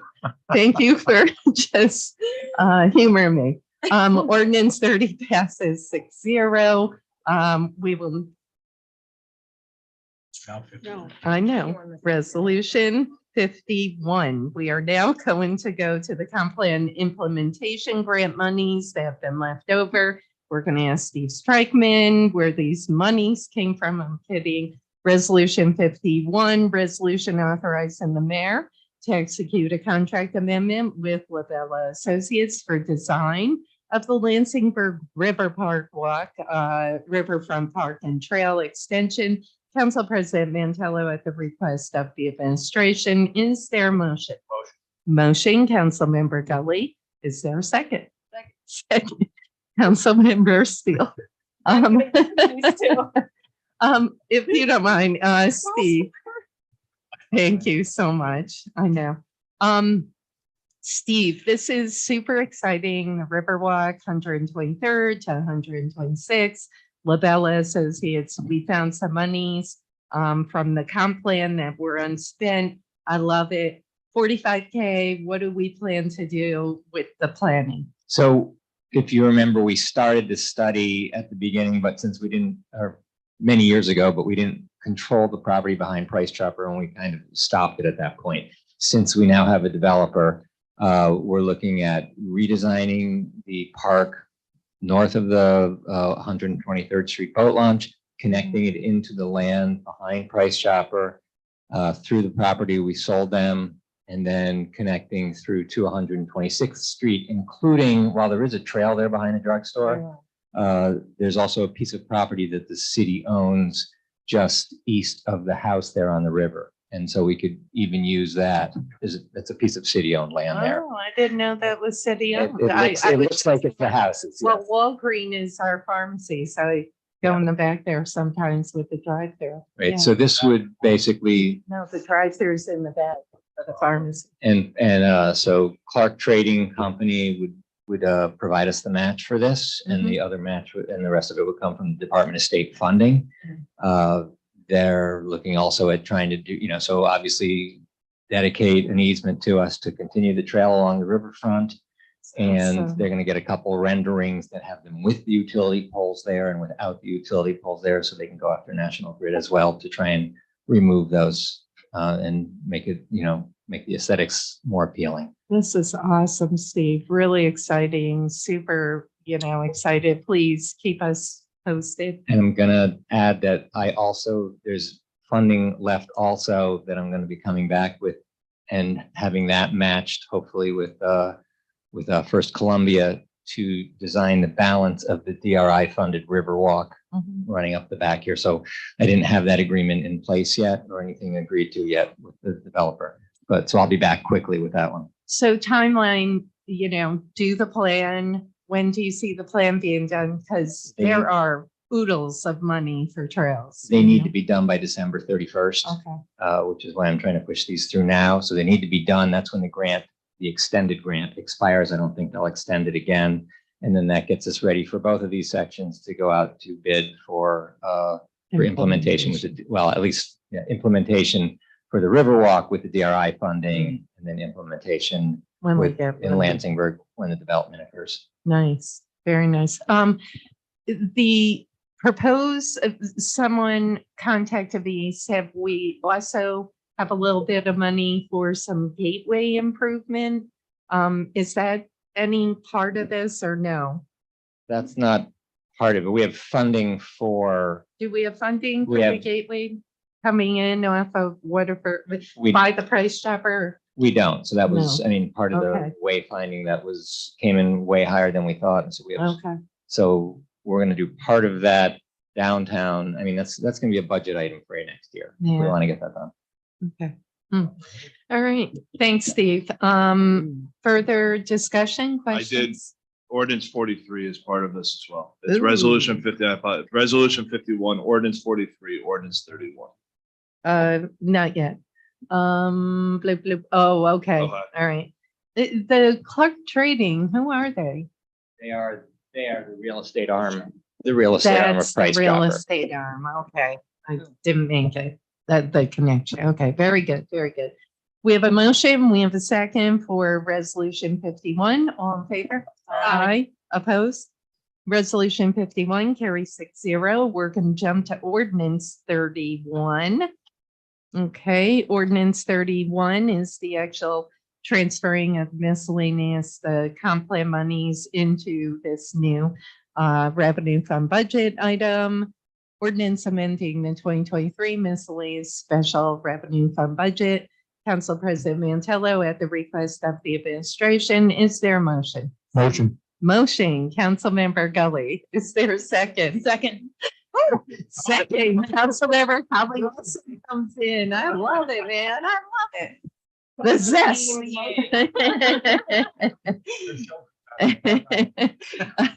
Jeopardy is master champions, 8:00. Okay, we have a motion, we have a second, all in favor? Aye. Opposed? All right, ordinance 31 carries 6-0. We're going to jump now to ordinance 43. Ordinance accepting the donation from Clark Trading Corporation, which goes into this whole bundle to support design of the Troy Riverwalk Trail and authorizing the mayor to enter into a memorandum of understanding for payment of the donation. Council President Mantello, at the request of the administration, is there a motion? Motion. Motion, Councilmember Gully. Is there a second? Second. Second, Councilmember Mann, discussion, all in favor? Aye. Opposed? All right, ordinance 43 carries 6-0. We're now going to jump to the IDA agreement, resolution 52. Resolution of the Troy City Council authorizing the mayor to enter into a license and administrative funding agreement with the Troy IDA for 2023. Council President Mantello, at the request of the administration, is there a motion? Motion, Councilmember Gully, is there a second? Second, Councilmember Steele, discussion. Did anyone have questions for Steve? I think it's pretty straightforward. All in favor? Aye. Opposed? Resolution 52 carries 6-0. We're going to jump to ordinance 37. And this title is actually wrong. And when I was reading it, I did get confused. It says ordinance amending the 2023 general fund and garbage fund budgets, but we are not amending the garbage fund budget. Correct, Andy? Is that the one? Correct. You are amending the special grants, the general fund, the special grants fund, and the miscellaneous special revenue fund budgets. Correct. Jeez, it's so hard jumping around here. Bear with me. 37. I just want to take a quick look. Bloop, bloop, bloop, bloop. 35. Yeah, Anasha gave us those drop boxes. I told him I do miss him as my pro tem. I said, Councilmember Gully does not give us. Bill, huh? Is it my hair? You need to get a wig Yes, I need to and a beard wig. Here we go. do my last. I just want to take, okay, 37. Let's go through this really, really quick. So fire department, we have some repair vehicles, equipment, bloop, bloop, bloop, Demolitions that we talked about earlier are reference number 2. So we have reimbursable we have- demos. we've demolished, the cost of reimbursable demolitions to date is 237,000. So this is the budget amendment for that. That's good. And then the implementation grants. Let's see, gifts, donations, that's number 10. Bear with me. Council President, Yes, Councilmember Conley Wilson. so this is the ARPA money, will reimburse this, or is this a separate? This is separate. Separate. These are Separate. property owners that have been invoiced for the city demolishing their properties, but it's their cost. Okay. You know what, Andy, as I was going through this, I did see the purchase of the vehicles, capital plan. Obviously, we're trying not to bond the Ventrac mower for Fair Park. Was that also in our capital budget? So Okay. there was a request in the capital plan budget, 1 Ventrac mower for the park, for city parks, and then 2 Ventrac mowers for the golf course. The capital plan will purchase 1 for the parks, 1 specifically for Fair Park, 1 for the rest of the parks, and then the remaining balance is $620,000. We'll purchase DPW vehicles. Proposal, I believe, has been submitted from OGS as to what vehicles they would like to purchase. That is currently being reviewed. And I noticed the salt. The salt, Um, yeah. So the salt, this is the cost to refill the salt bays. The total budget amount for 23 was a little under, well, as I was obviously underestimated, the accounting of to count to fill the new salt shed itself, the initial outlay. This cost replenishes the salt in the shed for next Next winter. year. Yeah. And Andy, why were we short the 200K for the insurance? We actually over budgeted 200,000 in insurance. Oh, hold on. What did I think? Bloop, bloop, bloop. Oh, so we actually, the actual cost, oh, it was lower. Yes. Okay. And we're putting that into contingency. Correct. All right. Yeah. And the uniforms for the new hires, that was not in the budget Correct. for the fire. How many do we plan to hire? I think we're going to talk about that as part of ordinance 32. Fair enough. Okay. Any further questions, discussion? All right, all in favor? Aye. Opposed? All right, we are on ordinance 37. Carries 6-0. Okay, now we're going to go back to our, 32. Ordinance amending the 2023 miscellaneous special revenue fund budget to accept funds from the United States Department of Homeland Security for the purpose of staffing for adequate fire and emergency response. Council President Mantello, at the request of the administration, is there a motion? Motion, Councilmember Gully. Is there a second? Second, Councilmember Steele, and the mayor has joined us. Thank you for joining us, Mayor. Nope.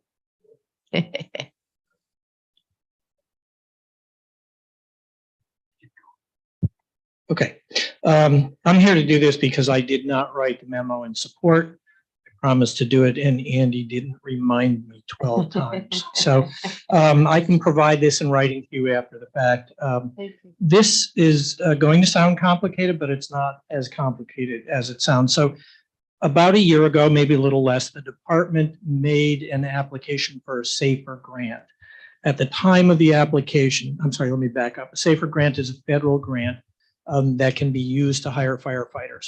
It pays for salary and benefits. At the time of the application, we had 14 vacancies. So the application was to fill 14 vacancies. Subsequent to the application, but before the award, we had a net filling of 4 of those positions. So we were down to 10 vacancies. The grant came in and the grant award was to fill 14 positions. So assuming the council accepts this grant, that gives us the leeway to increase our force strength from 120 to 124. Now, it should be understood that this grant will cover the salary and benefits for 3 years.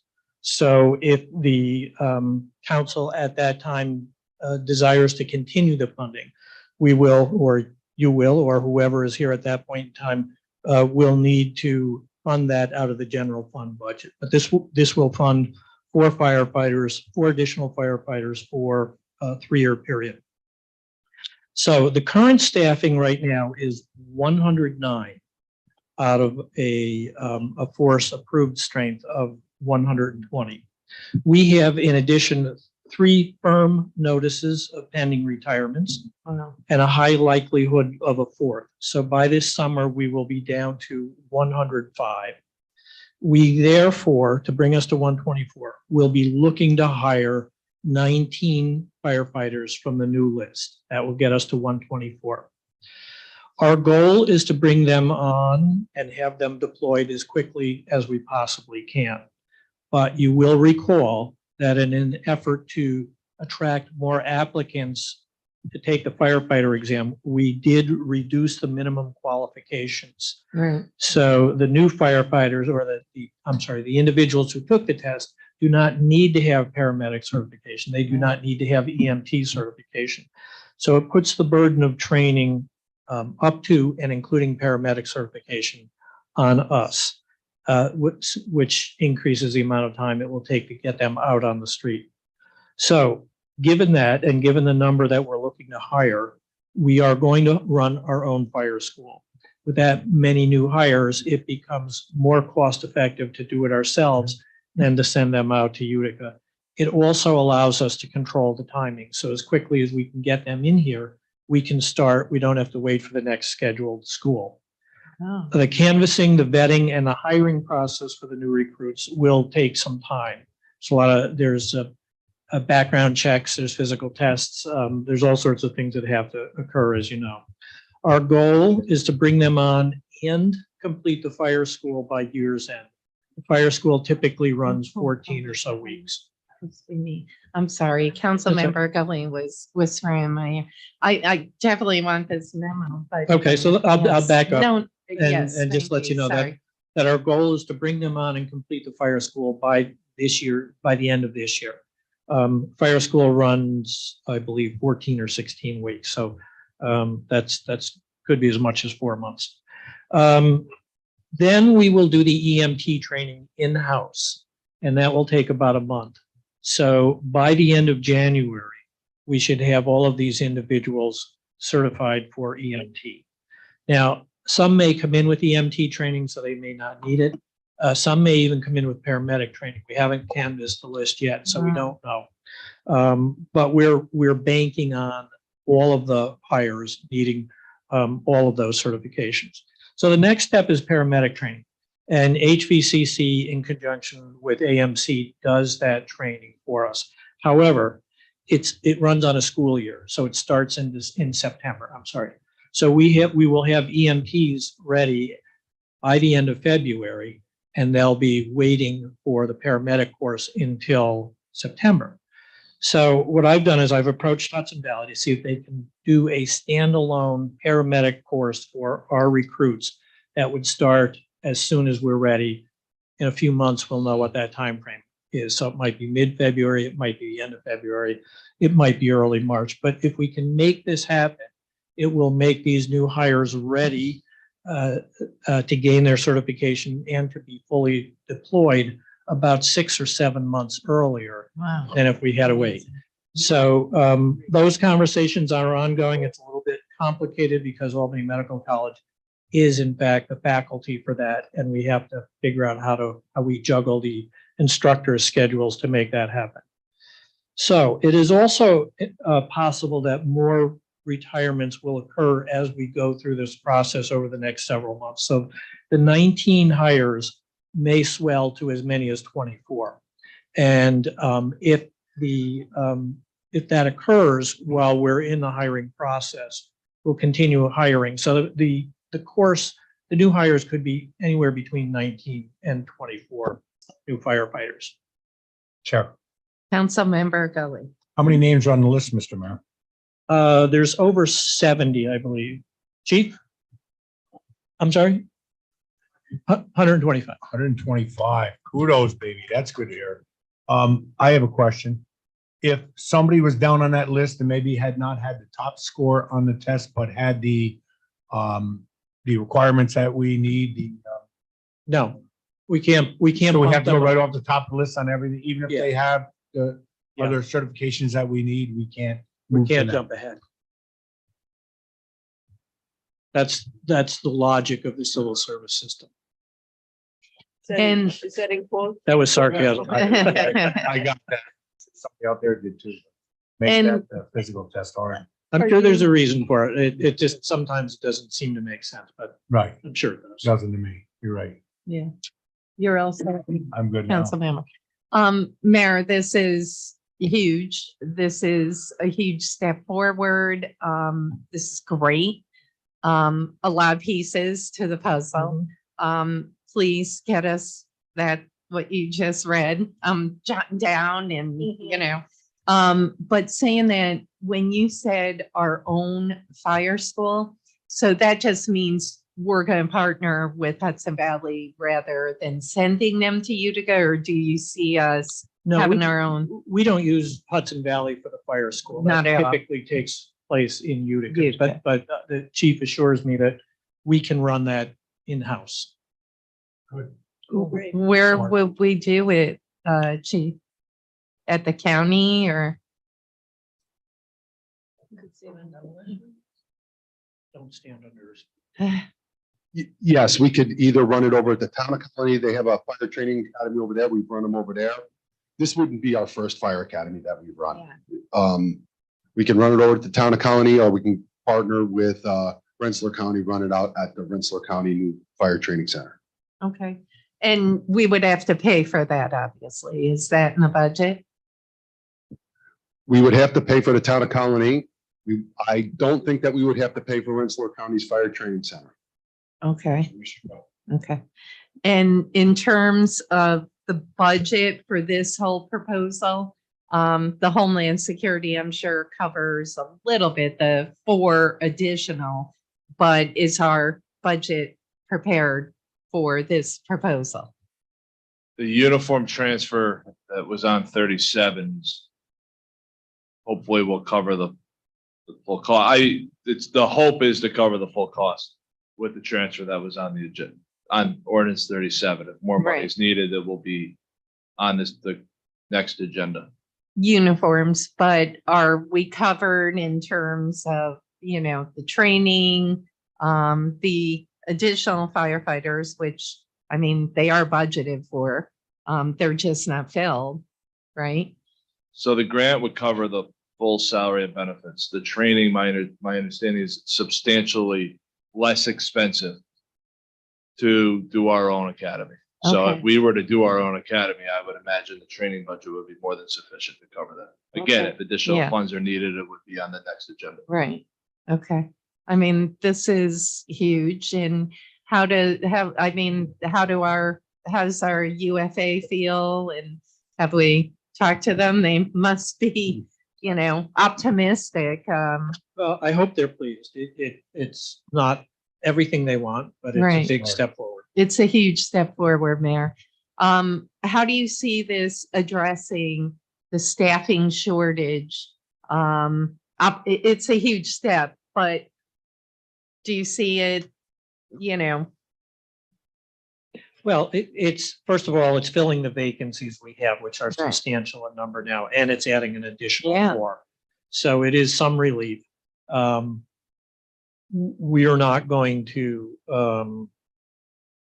I hate to predict what's going to happen in Right. terms of EMS over the next even 12 or 18 months.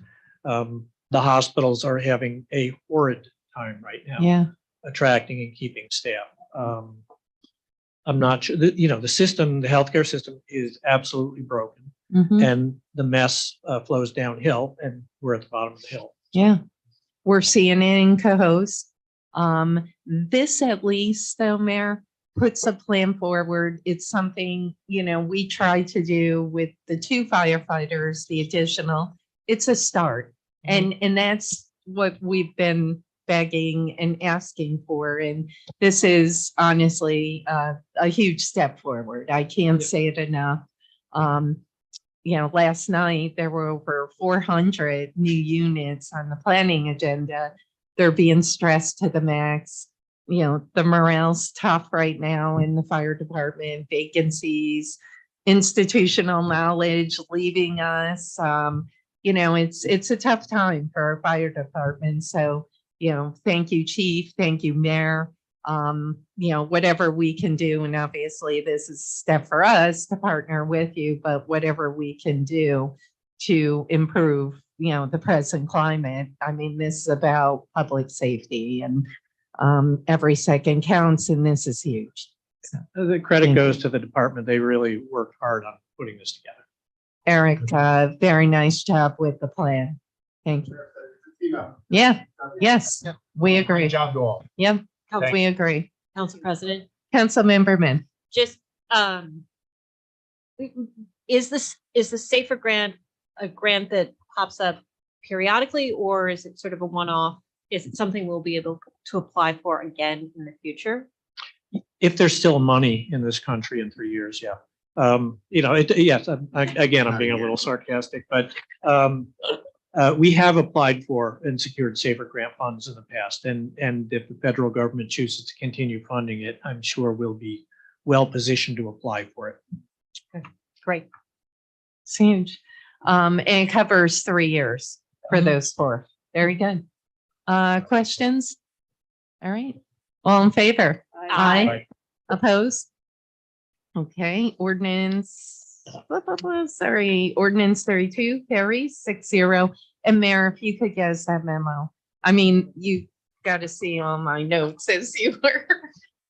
Thank you very much. Okay. Blue.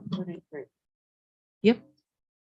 I'm just getting through all the backup. All right, ordinance 33, ordinance authorizing the creation of capital project and amending the 2023 capital projects fund budget to accept funds from the Dormitory Authority of the State of New York for the purpose of the construction, of the Little Italy Marketplace and Piazza. Council President Mantello, at the request of the administration, is there a motion? Motion, Councilmember Gully. Is there a second? Second. Second, I'm going to give it to Councilmember Conley Wilson. This. I know. We did receive a super good email from Sammy Chapone and the Little Italy Quality of Life Committee. We are really psyched about this. This gets them on the road. Mayor, they couldn't do the DASNY grant without us, correct? There's something with the financial funding, I believe, Yes. right? Yes, we own the property, so it's got to come to us. So it comes to us and then we basically, yeah. Is this reimbursement or is it? DASNY's always. That's what I thought. Okay, all right. Well, this is great and we're super excited about this Council project. President. Yes, Councilmember Conley Wilson. Super excited about Yeah. this. I also just want to thank the deputy mayor for, really facilitating this, and Steve Strickman. It's been a team effort for sure, but it's been really great seeing the collaboration between neighborhood group that has advocated for this for years, and this coming together. So really exciting. Do you need us, Andy? No. Oh, okay. Oh, geez. Not that one. There we go. Huh, okay. Timetable. Sammy didn't think a shovel would go into the ground till next year. Do you foresee it happening sooner now? We would have to, it's going to be next year because we have to acquire the engineering services, do the planning. Yeah. We're still figuring out the $500,000 from Tonko and how that will exactly flow. So the goal would be for it to be bid out over the winter for work to begin in the spring, Okay. summer of next year. Very cool, very cool. And we potentially may have to put in ARPA funds for maybe the end of this project. We'll see how the engineering and all that plays out. Cool. All right, ordinance 33, motion second, all in favor? Aye. Opposed? Ordinance 33 carries 6-0. Ordinance 34, ordinance declaring certain city-owned personal property as surplus and directing the office of the city comptroller to sell or dispose of the surplus property. Council President Mantello, at the request of the administration, is there a motion? Motion, Councilmember Steele. Is there a second? Second. Second, Councilmember Min. The only thing I saw on this, was there something I missed? Maybe on the DASNY? No? Okay, all right. I just want to make sure we're covering everything. I did see the hot boxes on the list of items, the Raytech hot box 2-ton and the hot box 4-ton. Are they super old ones? Yes. Okay, all right, thank you. Did you want to look at the list at all? Okay, anything you're interested in? All All junk. right, it's all junk. We have a motion, we have a second. All in favor? Aye. Opposed? All right, ordinance 34 carries 6-0. Ordinance 35, ordinance amending the 2023 capital projects fund budget to accept funds from the Dormitory Authority of State of New York for the purpose of the renovation. I do have a question on this one.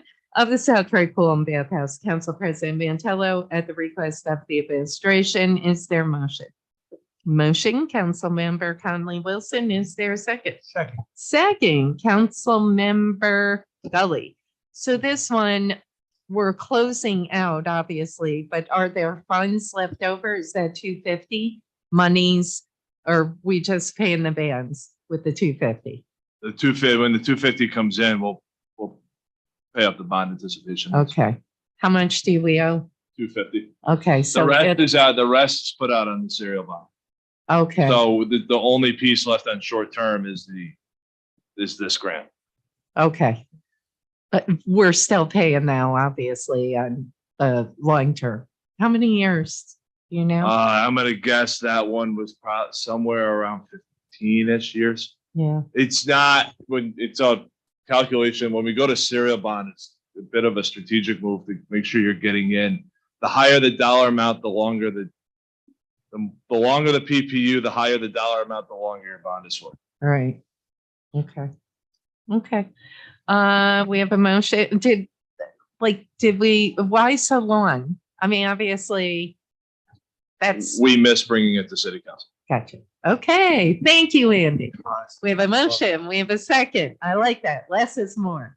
All in favor? Aye. Opposed? Okay, ordinance 35 carries 6-0.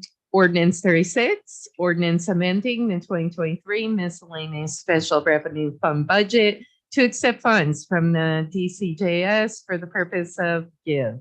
Council President Mantello, at the request of the administration, is there a motion? Motion, Councilmember Gully. Is there a second?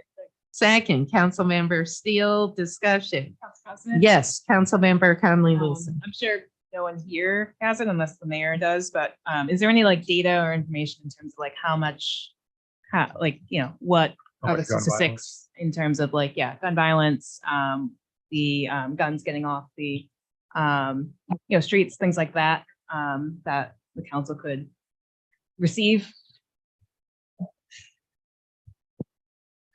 So we do get periodic reports on a number of metrics related to guns. I can share that with you. Yeah, that'd be great. Thank you. This The whole- year, I won't say anything. I don't want to jinx it. Gotcha. I'll just give you the numbers. Yeah, that'd be really helpful. Better just than so last year. Yeah. We all are informed, so we know, this is actually going through something that's helpful. Yeah, that data would be great. Councilmember Gully. Frustrating part about the gun buyback program is that a lot of those guns come from homes where somebody passed away and they're turning in rifles. I don't know how many criminals actually turn in their gun at these things for a $50 gift card, but I don't think it's very many. And I think that some way we ought to look at a way to revise that program to make it more incentivized to take criminal guns off the street, because that's where the issue is, not the 270 or 30-06 that the guy hunted for 20 years in, and his wife is turning it in because she doesn't want it in the house anymore. So I'd like to see that data if I could. And I would like to see that we put some sort of effort into using that money to really get criminalistic guns off the street. Just what I want to say. One of those nights. So All right. we did have a gun buyback several We years ago, did. and although it yielded a large number of guns, most of them came from outside the city. Yeah. And most of them were rusted and inoperable. And I think out of roughly 75 firearms collected, I think one of them might have been a street gun, and it was turned in by a young woman's father who found it. So Yeah. I agree. I don't think that's Yeah. an effective way to. I don't think it's the answer, but it's something. It's other guns. They would steal them if they didn't sell them. So who knows? And, just to put a plug in for the GIVE program now, the other night, the police event with the welcoming and inclusive downstage, it was great. One of the younger officers was in my breakout group, and he could not say enough about GIVE, because literally think about, we have, 8 police officers, 4 zones, 8 patrol on evenings, days, nights. I mean, it's crazy, 8 patrol, but GIVE brings in more officers. So you're talking, some evenings for extra officers because of this grant. So it's really huge. Anyway, Council yes, President, Councilmember Min. when there is a gun buyback, how is that advertised to the public? And if someone finds a gun, acquires a gun, or someone dies and they don't really care about a $50 gift certificate, but want it out of their house for safety reasons or whatever reasons, and they just bring it to the police station? Yeah, And- we actually do receive a fair number of guns that way. So surviving family members will find a gun, not know what to do with it. And the first thought is usually, oh, call the police and have them deal with it. So that happened sort of naturally. I don't recollect, the gun buyback was several years ago. I don't recollect how we advertised, but we advertised it broadly enough so that people from Delmar showed up. Okay. Which Yeah. really wasn't our target, but there was good outreach on that. Okay. Yeah, if it's possible if we do a gun buyback, to target it at, at either geographically or certain like areas of concern, especially like youth. that would be great so that we're not paying people from Delmar. Yeah, it's a difficult one because we want to ensure anonymity. So we don't go so far as to even ask people where they're from, what their name is, and we deal in cash. So we hand out Gift $100 cards. bills. Oh. And the thought was that that would make it easier for people who wanted to, people would trust it more if they didn't have to give their name or identifying information. So I don't know. I think they're not as effective. They're more for show than they are for effect. Okay. Thank you. Awesome. Thanks.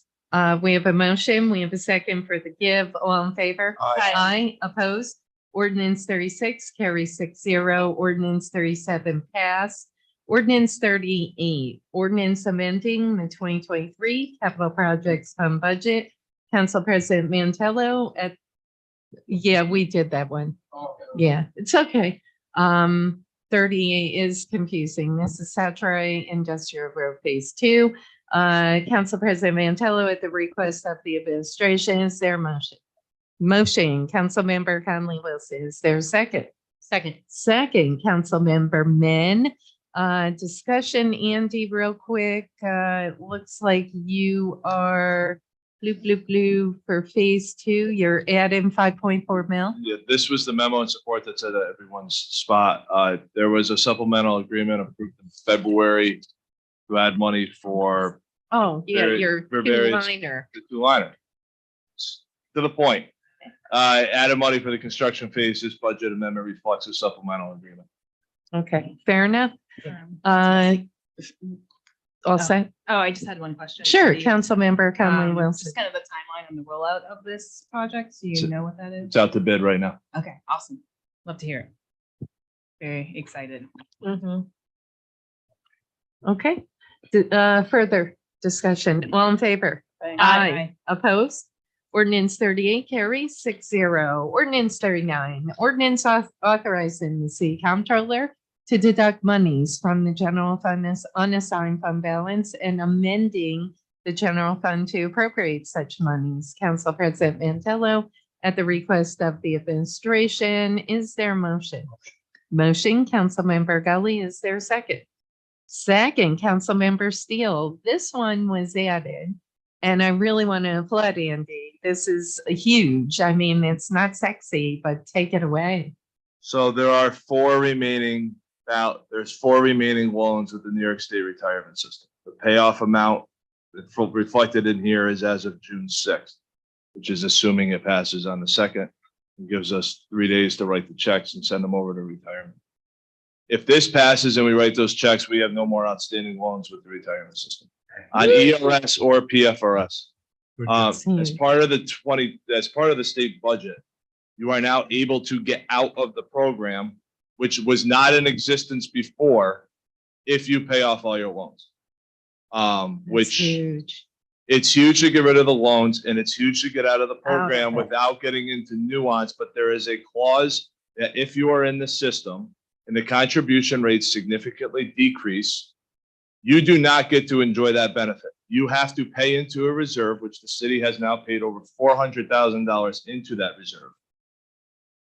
And you're stuck, you are stuck in that program and you're beholden to what the state calculates the contribution rates to be, and then what the reserve is. And I will also note that the state has not calculated that reserve timely in either of the 2 years that it's happened. Mhm. So it comes as a surprise every year. So will we create a new line item for our own reserve, or we No, we just would- won't have to? We would pay the loans off and pay our actual annual contribution due. We would no longer have to Okay. pay these loans. We would no longer be It's subject huge. to the payback. And I will note that the one thing is that the city may not be able to get back into that program, which I would argue is not a bad thing. You pay the current, your pension cost when they're due, you don't defer them. So what would the benefit be? Is it just I mean, do they cover us if we're short? I mean, The city would have to budget the annual cost due. I mean, we Gotcha. have been paying these loans every year since 2011 or 2012. right, right. Um, No, That was a decision that was made then to get in. Once you get into that program, you're talking, I mean, the way, when they set it up, when it was first set up in 2011, I think it was in 2011, when it was initially set up, if you took advantage of it, the only way to get out of it would have been to override the tax cap significantly. Because they were, when they start you at like $1 million, and then they decrease it a very small amount every single year to get out. Yeah. So to get out of this would be a huge, yeah. as you It- said, it's not attractive, but it would be a major win for the city. No, it's huge, Andy. It's huge. Wow. I mean, kudos. Further questions, discussion for Andy? All right, nice work. Thank you. You're welcome. All in favor? Aye. Aye. Opposed? All right, ordinance 39 carries 6-0. Ordinance 40. Sharon's with us. Ordinance authorizing sales of certain city-owned parcels of real property by the proposal sale application method. Council President Mantello, at the request of the administration, is there a motion? So moved. Motion, Councilmember Steele, is there a second? Second. Second, Councilmember Men. Discussion. Anyone have any questions on these properties? I did ask Councilmember Gully. I did ask Councilmember Gully, QIMA, when I saw their proposal, because I went through the proposals, I noticed they didn't have history with Troy, if this is the one I was thinking about, and they're from Queens or Brooklyn. But I did ask Councilmember Gully about these two properties, and you felt comfortable with their history, I take it, Councilmember? Or you were looking at Sue Steele? Yeah. Now you're No, asking- no, I'm you looking at the bidders. Are you names. Yeah. asking? I'm asking you, Councilmember Gully. No, we weren't comfortable with them. That's why we did some research, and Steve Strickman did some homework and Chris did some homework. We Mhm. got some information on them. We looked at their property. They looked good. We had no relatively strong bidders on these properties. So we thought everybody deserves an opportunity in Troy to show their best. Yeah, If they show their best, we'll see their name on the listing. And if we don't, see them back in here. okay. A young man, which is really cool, who went to school, my son is buying the lot at St. Joseph Street. So that's exciting. He's 22 years old. That's His dad's a realtor, so that's really cool. Troy resident, and you pulled one. What was the issue with that one? Real quick. The only one that we pulled was a piece of property at the corner by the Lansingburg Boys and Girls Club. And the reason is we had It's the such a same transition into the 112th Street Park. And we have a lot of investment going in there, yet the CBD's program, when they ran through there, took away all the parking in the park. So for the money that was offered on the piece of property, I just felt it was a better sense to hold on to it so that we could possibly make additional parking slots for the park. Since we're gonna take the playground and move it down to that end by the boys club, it would give families a chance to park closer to that playground and also to the Boys and Girls Club to be more of a benefit than the money we would have got to turn it into somebody else's yard at this point. Okay. I hope the person ain't mad at me, but that's the way it is. That's okay. I'm glad that you stepped up to the plate on that, Councilmember Gully. Further discussion? All in favor? Aye. Aye. Opposed? See that? Sharon, thank you for hanging out. Thank you. Ordinance 40 carries 6-0. Ordinance 41, this is a really cool one. Ordinance authorizing the city clerk to issue a one-day marriage officiant license. Council President Mantello, at the request of the administration, is there a motion? Motion, Councilmember Conley Wilson, is there a second? Second, Councilmember Steele. So the state passed this law allowing municipalities to pass a local ordinance to issue a one-day marriage license certificate to folks that reside Troy. So Councilmember Figueroa, if you wanted to marry a friend, a relative, you could actually get that license from the city clerk for that one day. It's It's only pretty good cool. For 1 day. One day, 1 day. Is there a limit on the 1 day? Like if I want to get one You're for gonna have 10 to- days, can I pay $250? Yeah. Hers or mine? The answer to your question, actually, it has to go with the specific couple that gets the license from me. So if the two of you come in to get a license and you want to marry them, you have to marry them. And And no so if one another else. couple comes in, you can't. So it's Yes. not like 1 day I can do 25, but if 25 couples come in, I Correct, can. yes. Do I have to pay 20? $25 for each person each? If I want your money. Yeah. Will we offer a 90-day return on investment? Is it, Just in case it doesn't work out? is it mandatory? Councilmember Min.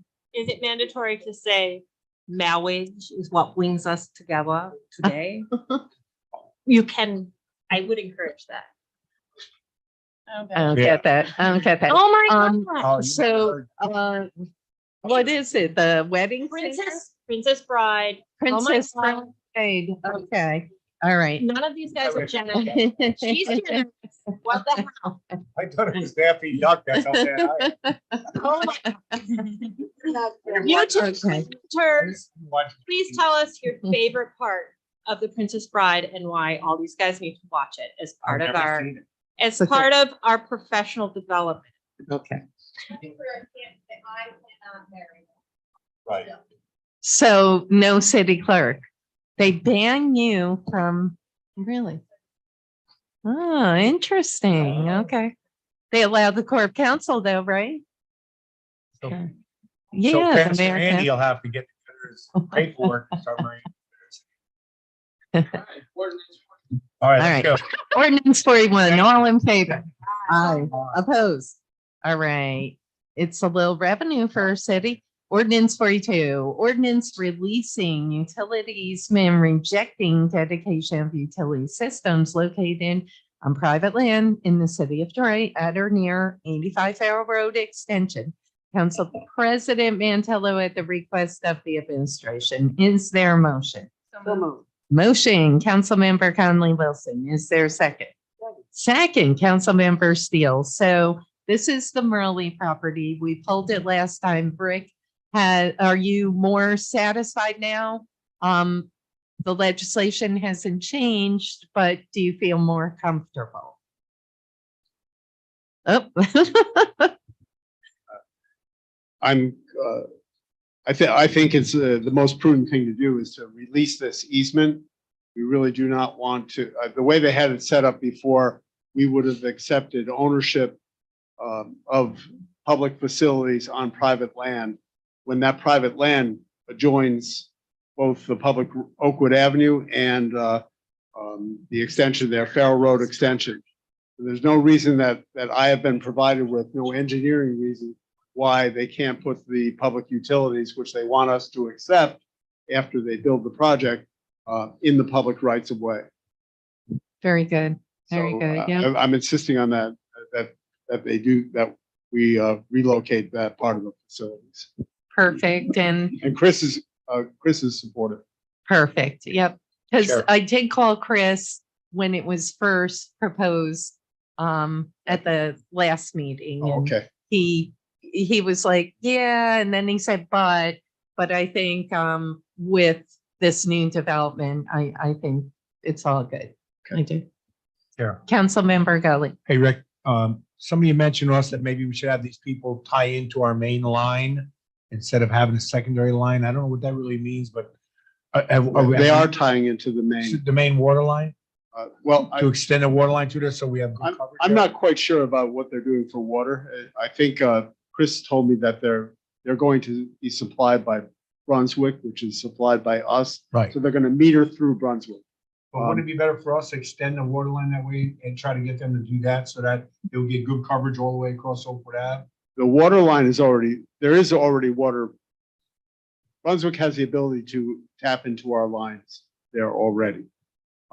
This is going up Farrell Road Yep. to where Fair Road meets Island Drive or something like that, right there. It's gonna, right at that point there is where it's going to tap into the city sewer main.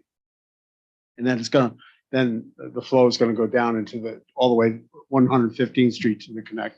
I'll have another conversation and I'll come back. We'll talk about it. You can tell me then, because I might be confusing this, but, Yeah. Okay. because it was a brief conversation, so I'm gonna, This is for this is a sewer line, the Right. easement. Yeah. right, I'll come back. Okay. Maybe I'm mixed up, but I'm thinking that there was something there we could do that would enhance the service people. We got to get something out of these developers, just like that guy tonight. Ah, By the way, I told him he needs to put sidewalks in all the Yeah. way across top of the hill. Gurley. So people across Gurley, so people have a way to walk. And he said, I'm acceptable to Crazy. that, so please use that in your negotiation. Yeah. Okay, ordinance 42. Further discussion? All in favor? Aye. Opposed? Ordinance 42 carries 6-0. Ordinance 44. Ordinance authorizing the reconveyance of real property acquired by MREM foreclosure 258 Stowe Ave. Council President Mantello, at the request of the administration. Is there a motion? Motion, Councilmember Conley Wilson. Is there a second? Second. Second, Councilmember Gully. Discussion? All in favor? Aye. Opposed? Okay, I was just looking at the checks. Resolution ordinance 44 carries 6-0. Bloop, bloop, bloop. Next one, resolution 53. Resolution of the Troy City Council recognizing Juneteenth. All members are welcome to join. This will go on the regular agenda. Councilmember Steele, Council President Mantello, I know Councilmember Mem requested, and if everyone else We all would like to, perfect. So Maria, if you can make that change, is there a motion? Motion. Motion, Councilmember Conley Wilson, is there a second? Second. Second, Councilmember, okay, Gully. Discussion, you don't mind reading it at the regular? Awesome. All in Yeah. favor? Aye. Opposed? Resolution 53 carries 6-0. Resolution 54, resolution of the Tri-State Council recognizing Pride Month. Councilmember Steele, Council President Mantello, Councilmember Men, and I'm sure everyone again. Maria, please. Do I have a motion? Motion. Motion, Councilmember Gully. Is there a second? Second, Councilmember Conley Wilson. Discussion? All in I just wanna favor? Thank you guys for putting this on the agenda. Totally slipped my Oh, mind, so. and you totally rejuvenated, revamped it, and did really good. This is your resume Yeah. from last year. That's familiar. So thank you. Great. And if you don't mind, you can read it at the regular, Yes, if Councilmember Steele's okay with that. Awesome. All in favor? Aye. Opposed?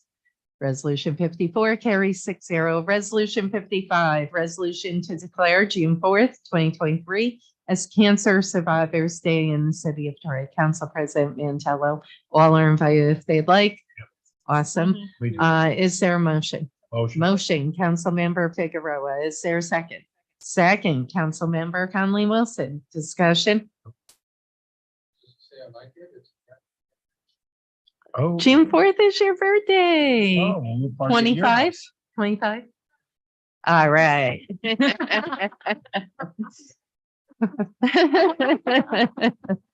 Further discussion? Yeah. Enough out of you. All in favor? In the right lighting. Aye. Opposed? Resolution 55 carries 6-0. Last but not least, resolution appointing a commissioner of deeds for the city of Troy. Council President Mantello, is there a motion? Motion, Councilmember Conley Wilson. Is there a second? Second, Councilmember Gully. Discussion? Nope. All in favor? Aye. Opposed? All right, resolution 55, 56 carries 6-0. Councilmember Figueroa. Yeah. Working together on an issue in North Central in regards to some traffic. We worked together, we was able to put some word in, and we got a traffic sign in North Central on the Second Ave. Okay. Yeah, we got tons of emails in regards to that. Him and I met with residents, Good. finally got, so. Awesome.